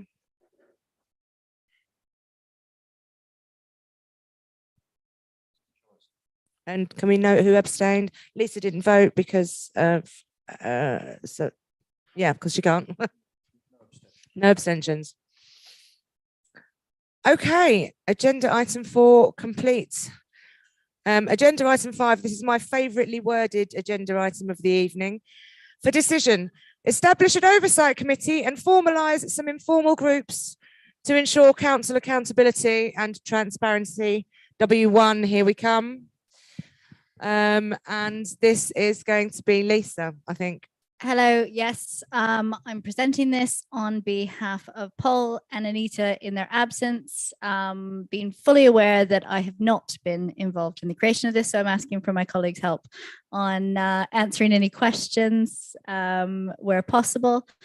The recommendations, if you have read the Oversight Committee paper, is that an oversight committee be set up, and this is in response to losing a meeting that used to take place in council called Council Matters. There was some discussion about there not being enough scrutiny in the day-to-day business as usual matters that take place in the council. In meetings like this, where we are at 8:30 and talking about something really important and crucial to the operations of the council, moving this to another meeting that gives it more time, more space and more scrutiny. So yes, we also have lead counsellors working on projects, which we are looking to map across to staff, and also appointing lead counsellors to work with each staff manager within the council. This is to reduce silos, get together some more joined up thinking, and also ensure that scrutiny that's important for council. Do my colleagues have anything else to contribute to that? Do they? Fiona probably does. Funnily enough. No, I have a point. Is that okay? It's not like is that okay? Yeah, I completely agree with the oversight committee and completely agree with lead councillors. I'm not entirely convinced by. I had a conversation with Paul, and his what he said was that, you know, essentially the advisory groups would be directly, they would be formalizing the informal groups that we've had on each of the 6 or 7 work programs. And I'm not personally convinced that this is entirely going to help what we think it will help. To me, it feels like a bit of a step backwards. I think that our way of working has sort of evolved over the last year and how we're working together. And I feel that it's a bit of a one-size-fits-all approach to very different work programs with very different, you know, different projects and different things within them. I think that I worry that it's just going to make everything a bit too tight and just create more, I don't know. I understand where it's coming from, and I completely agree with the need for more accountability and more sort of oversight and everything. I'm just not entirely convinced that this is the answer. Let's hear from Max. So I don't agree with that. I think in November, we agreed a strategy, which we had worked very hard to develop, and that had a number of work areas, okay? So our working groups have always reflected those areas, and our lead councillors have always reflected those working groups, if you like.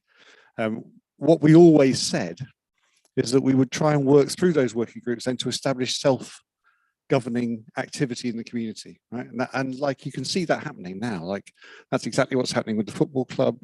You know, we establish something and then we kind of float it out, and other people in the community begin to take it on.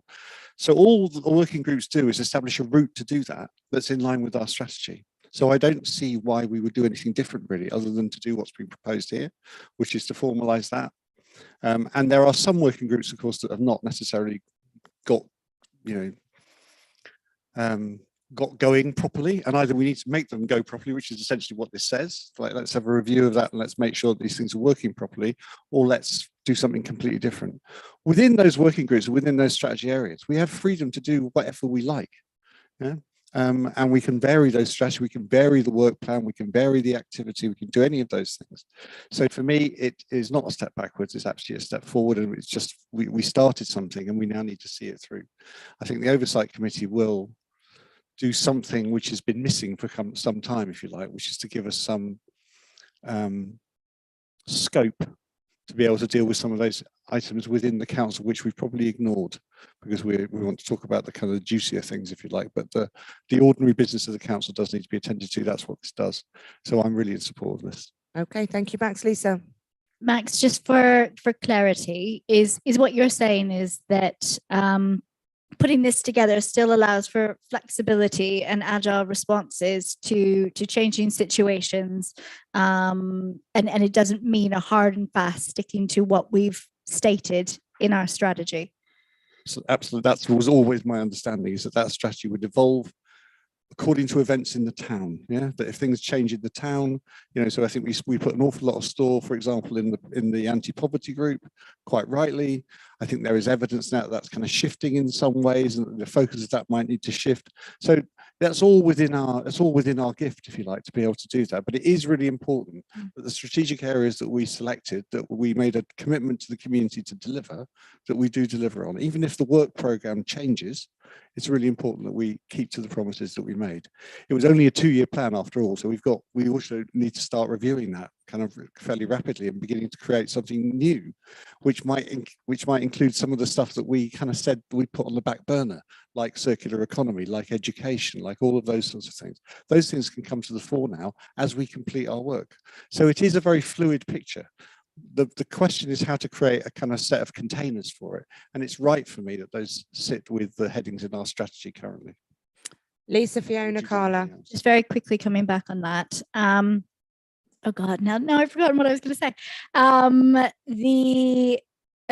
Skip me and I'll come back. Fiona.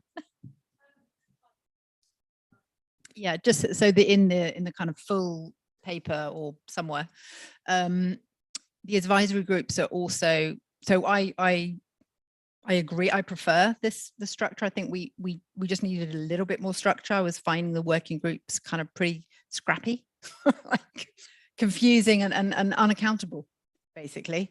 So this gives me some kind of reassurance that there is accountability.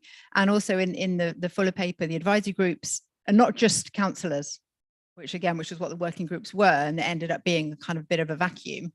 That we actually invite members of the public, different community groups, where appropriate, basically. So for me, those advisory groups will be more, not just accountable, but more impactful.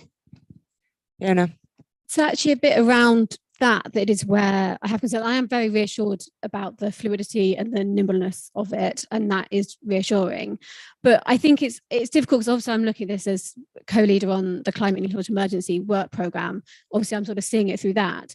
But to me, in terms of inviting groups in with such a broad area, which is so, Steve and I were talking the other day, it is so diverse. There's so many different community groups and organizations working within Frome, within the area on very different areas. So to me, it feels like if we were to bring people in, like I can sort of see one that was maybe based more around transport, for instance, that would sort of bring in, to me, that feels like there could be a slight, I'm not suggesting a massive shift, but a little bit more flexibility around whether there are areas. So that's okay. I mean, because I think that's the thing of, rather than looking at, as I say, climate and emergency, it's too big. Like there's too many, we're looking at two different things. And if I really want to bring more people in the town in terms of the community in on it, and if it's so broad, you can't really do that. Whereas I think the integrated transport group that Steve's leading is actually a natural advisory group that could look at lots of stuff. And then there could be one, I mean, we've got Green Healthy Frome, obviously, and there could be one more based around energy and healthy, there could be all circular economy, for instance, but at a later stage. So you're saying that's, because that to me is what I would like to see. So yes, I mean, absolutely. I mean, the whole point about it is that the whole point about the role of the town council, and this is the thing within the strategy where we talked about being a convener and being a catalyst, is that sometimes what we're actually trying to do, especially in groups which are actually really well established. So the point about Frome and those kind of groups is there's an awful lot of them, and they don't necessarily need much more help. They may need some coordination at times, but it's really about catalyzing the missing elements. So within your group, then it's about kind of saying what's missing from this at the moment that we need to develop and then float out in the same way. So yeah, I mean, I think it's really important that we don't see it as stricture, that we see it as a leaping off point, not a kind of point of constriction. I think it's just for me, it's just that there is that review. Review is a key word in there, that rather than just looking at them 7 as they're currently, if there is a process of review and thinking, right, does this still make sense? That to me is absolutely. Just want to bring in some Polly, some other people. Polly, Nick, then Lisa.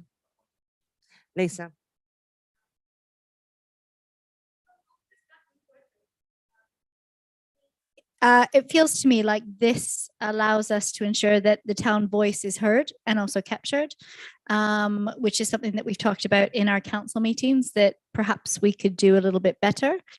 It feels like this gives an opportunity to do that, to document it, to create more structured meetings that that wider people within the community can contribute to, and then allowing that flex.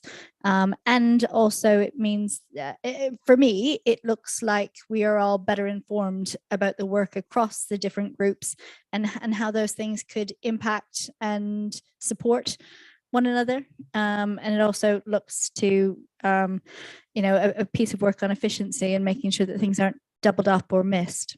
Thank you, Polly. And then I think we should vote. Review was what I was asking about, but I actually wonder if we should, consider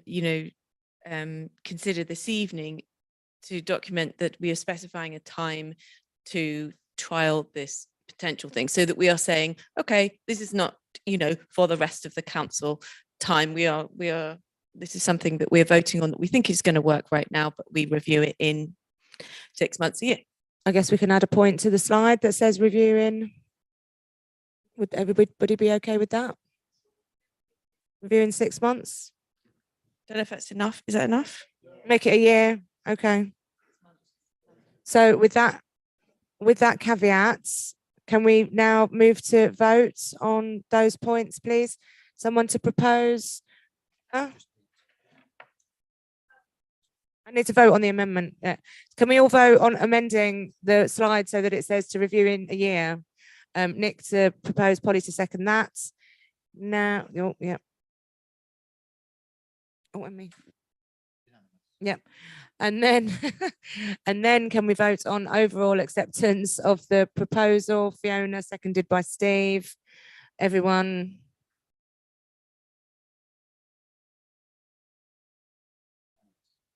Phew, okay, thank you. Rob, over to you. This is another decision, plans for Nurture Open Spaces programme. 10 minutes. Thank you. So Rob Holden, Environment Manager. I'm conscious I've got to review everything we're doing in the open spaces, and it's already 20 to 9. So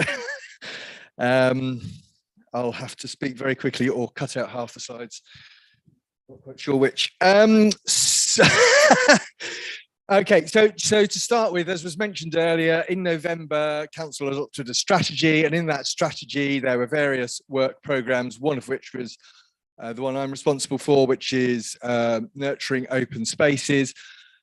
And the proposal, I think, is that in order for Council to have oversight of what's going on, to do reviews in these meetings on I'm not quite sure what the frequency is, I've heard quarterly. I'm not quite sure if that's anyway. So the proposal is now to tell you what's going on, and so that you can have ask any questions, form any views, ask any questions, and then there's a couple of specific proposals to vote on. So that on the screen there is what appears in the plan that was adopted in November and is available on the website. So it's against those that I'll be presenting. That's the programme, and within there are the projects. So I'll do a quick review on each of those projects so you get an insight into how the strategy is going.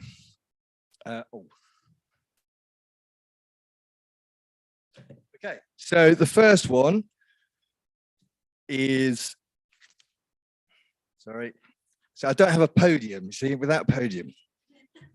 Right, community representation. So the first project within the programme is convene people who use our open spaces to ensure existing groups are represented, but also to reach out to other users who have not yet users whom we have not yet engaged with.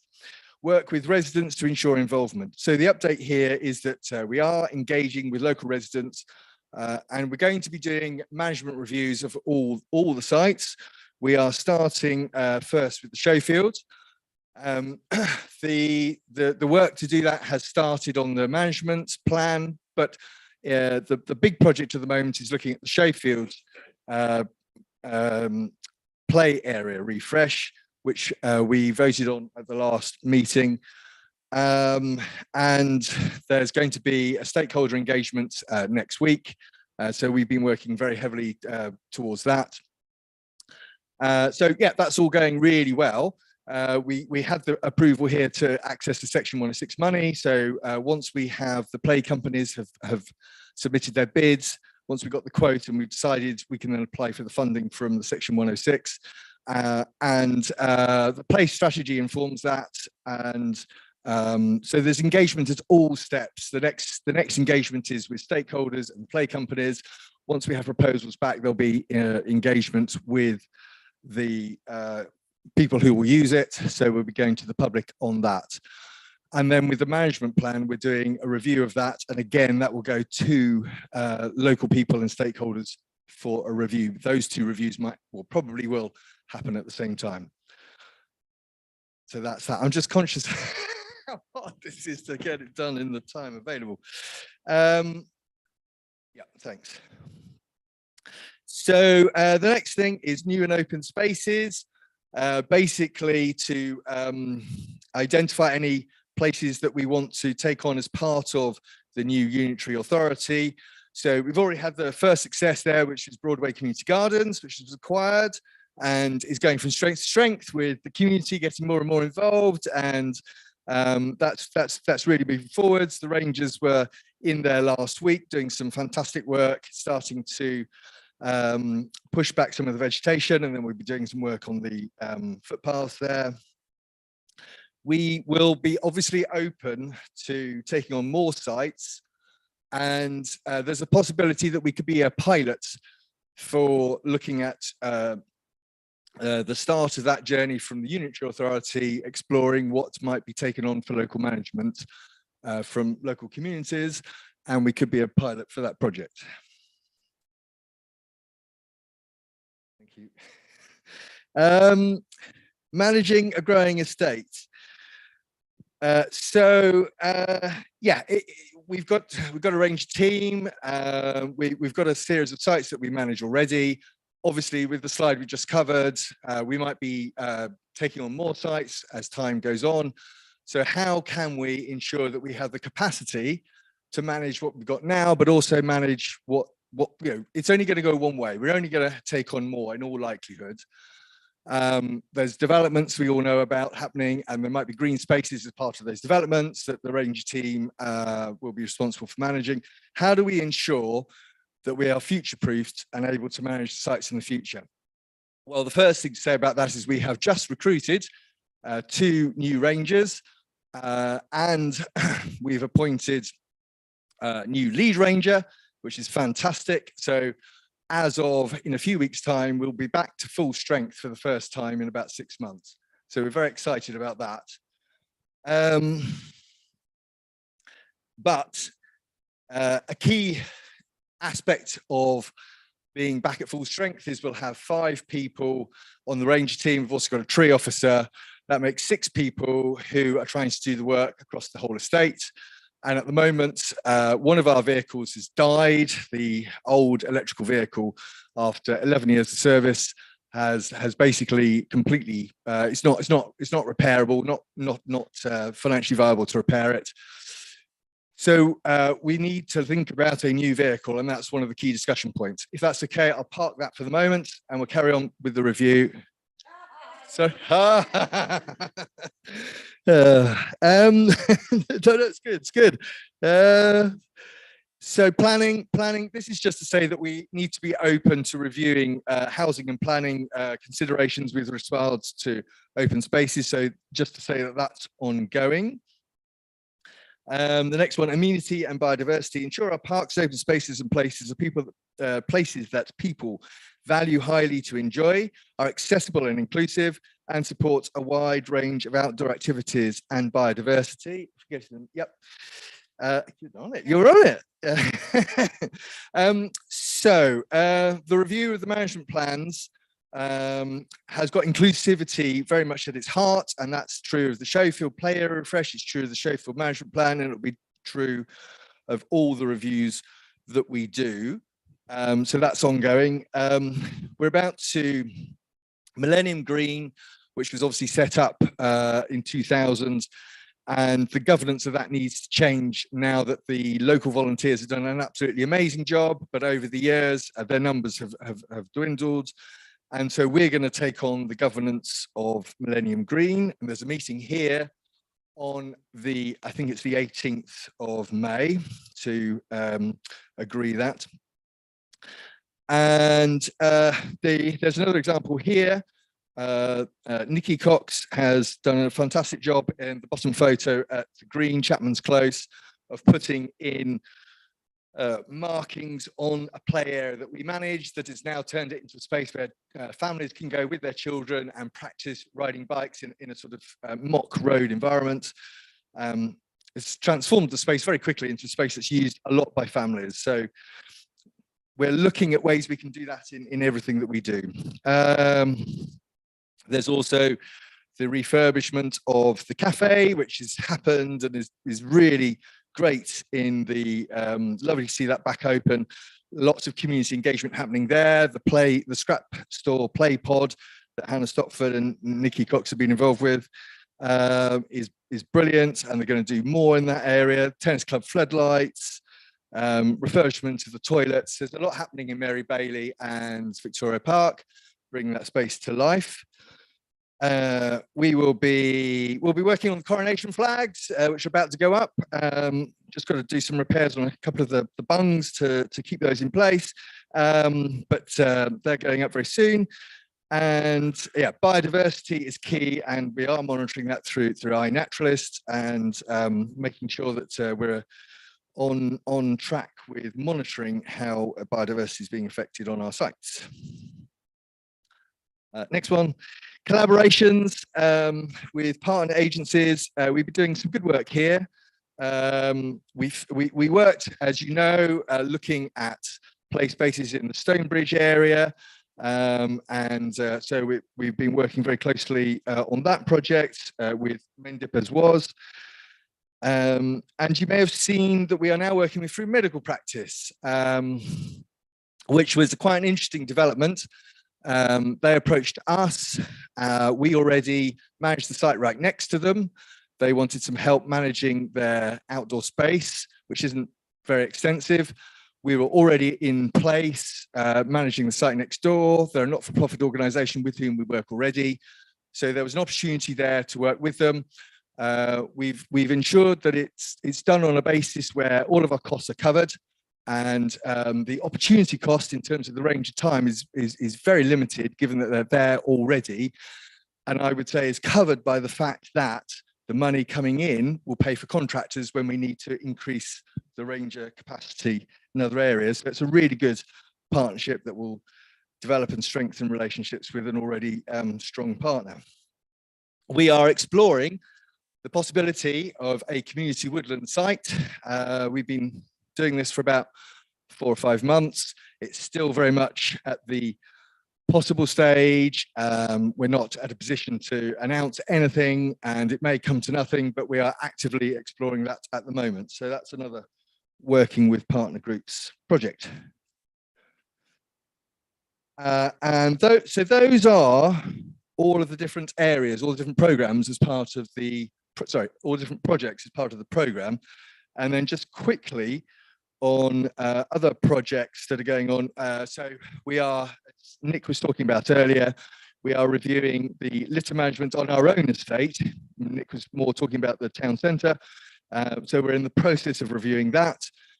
We are looking at purchasing, you all know about the speed indicator devices across town. We've got one of those that rotates on about 8 different locations, and we're looking at purchasing a second SID, possibly a slightly more sophisticated one that gives smiley faces and things.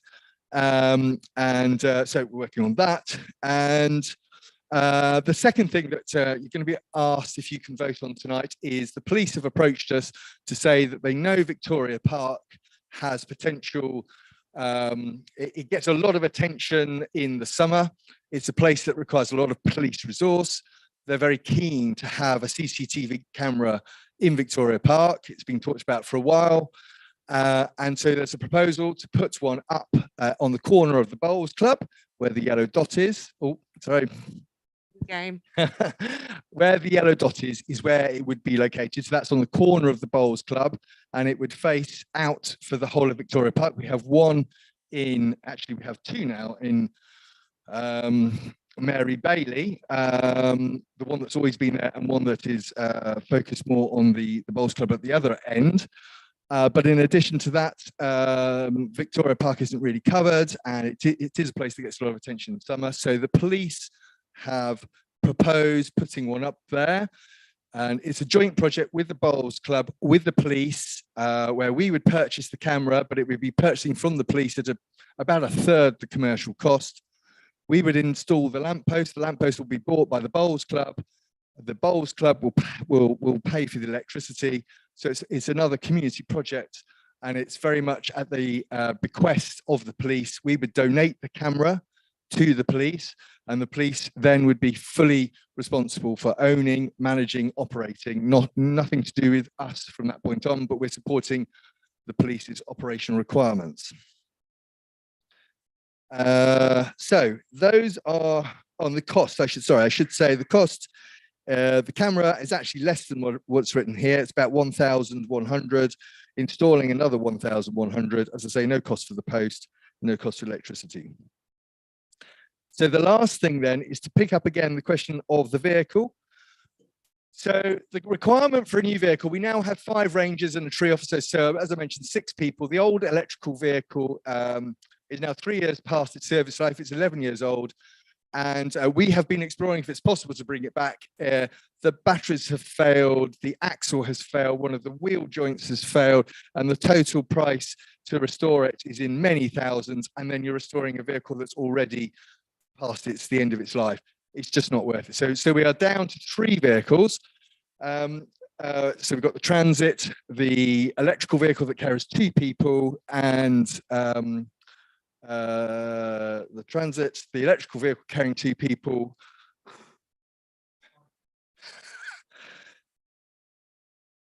Sorry, got an e-bike. Yeah. So we need that's right. We need the 3rd vehicle. So yeah. So we need the 3rd vehicle. Sorry. So the key criteria is, because we're going to have 6 people, we need a vehicle that can carry 4 people. It can access off-road.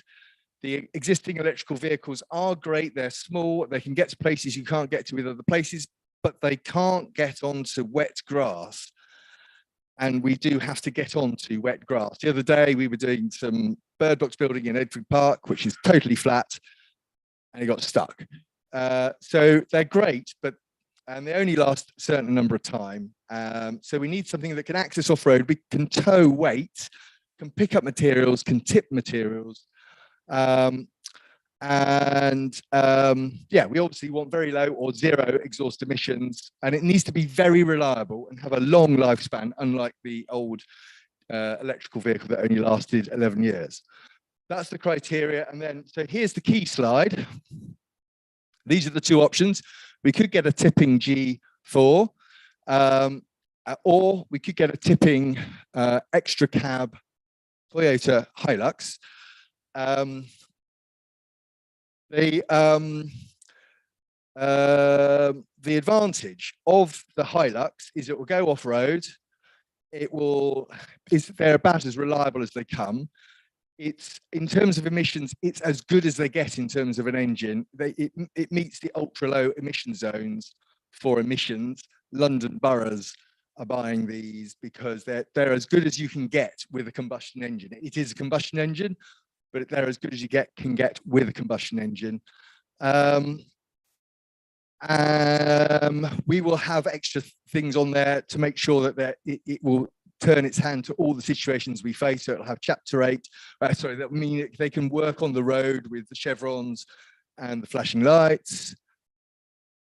And I think those are the key things. They cost the same amount of money, but what we get with that one is a vehicle that's fit for purpose, that can go anywhere we need to, that can tow machinery, that can carry materials and can tip materials and can carry 4 people. So I think that's what the range team needs to be future-proofed.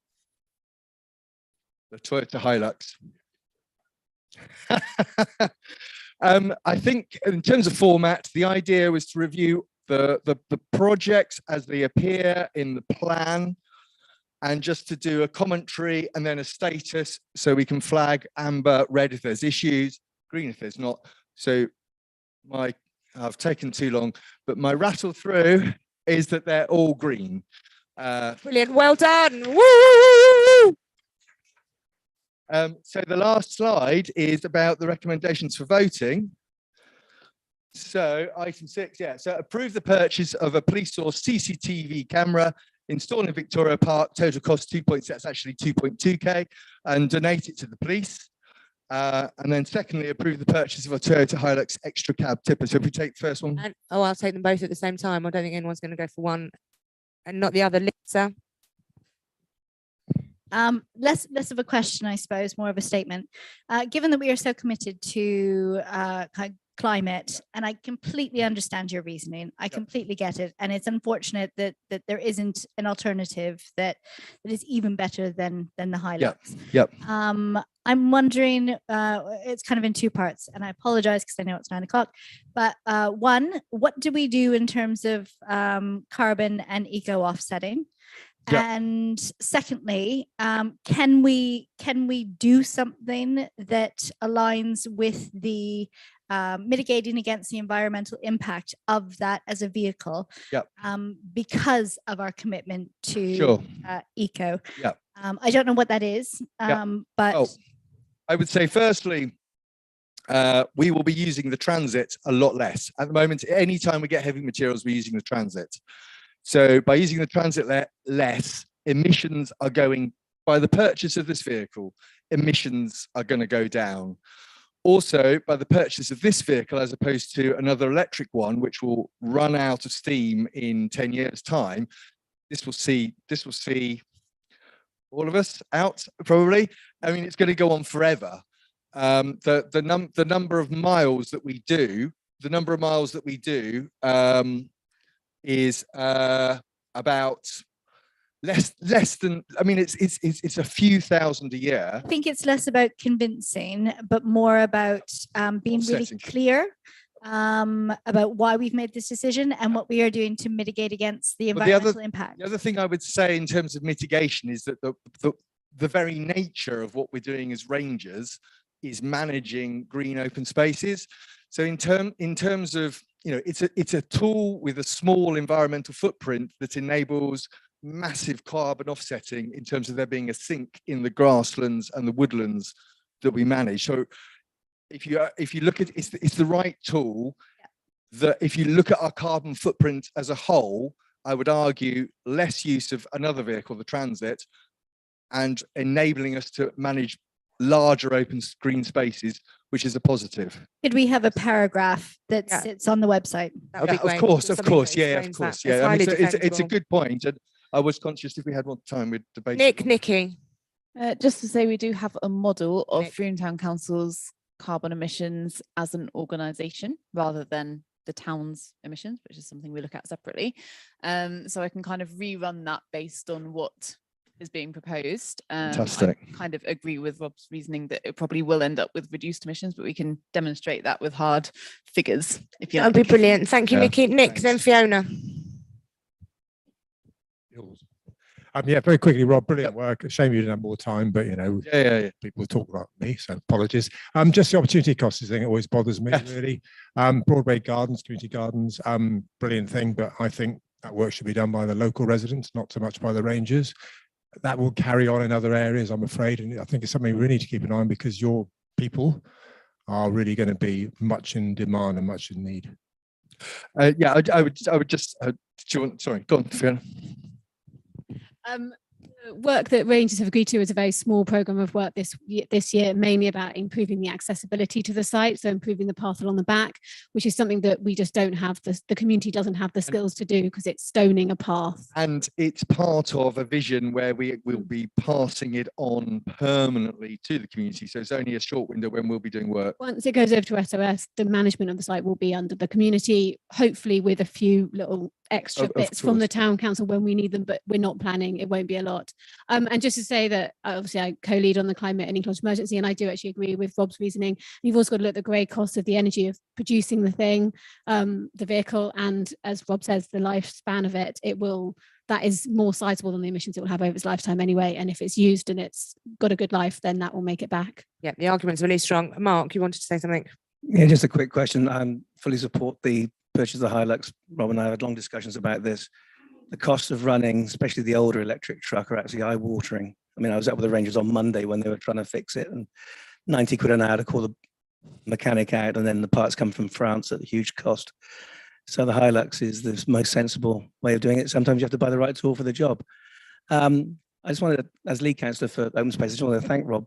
He's only been here 6 months, and you can see the amount of work he's already crammed in. And I keep loading it up with stuff, and we go off and we're talking about things today.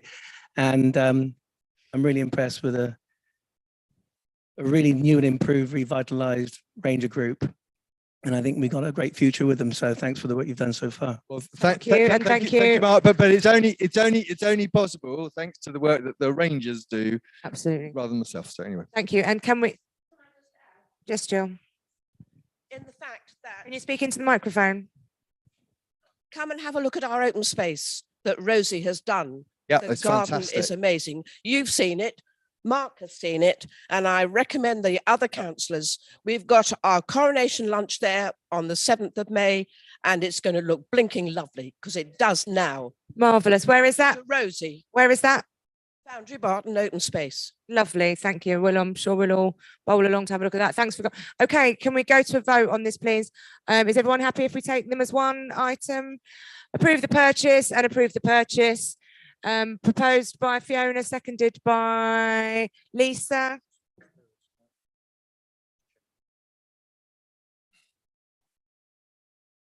Sorry.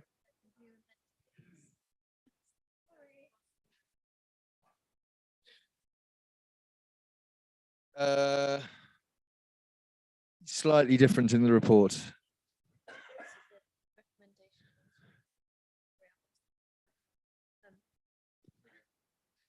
Sorry, everyone. Just that the recommendations on screen are ever so slightly different to ones in the report. So I just wanted to highlight that. What's the difference? All I did was add in the money. Sorry, all I did was add in how much it was going to cost. We're voting on the ones that are on the screen before us. Purchase of the camera, purchase of the Hilux. As I can't remember what I said before now, Fiona and then Lisa, and then everyone. Thank you very much. The Rangers. Thank you very much for speeding through that. Thank you, Rob. Okay, we've got one more agenda item, and this is to Laura. This is approving Chapter 7 staff and councillors protocol. I don't think this is going to take very long. As usual, I'll be. So, yeah, I mean, it's just to say that it's based on the National Association of Local Councils model protocol. Paul and I edited it just to make it a little bit more suitable for Frome Town Council. And I suppose it's just about a mutual respect, I think, between staff and councillors. So hopefully, yeah. So yes, we all think it's good. Anne proposing, Polly seconding, everyone agreeing. That's unanimous again. Thank you all, everyone. This is the last time I'll be closing this meeting. I've got half a meeting to come next month. So this time next month, I shall be heckling on the other side of this table for all I'm worth. Thank you for all your support and thank you for all your attendance. Lisa. Very quickly, just to go on record, on behalf of everybody in the room, thank you very much for all your work in chairing all the meetings. You've done an excellent job, and thank you for excellent work as mayor. Thank you. Thank you very much. Look, I can't believe I've run over on my penultimate meeting. Thank you. No, it wasn't. Thank you very much, everyone. Thank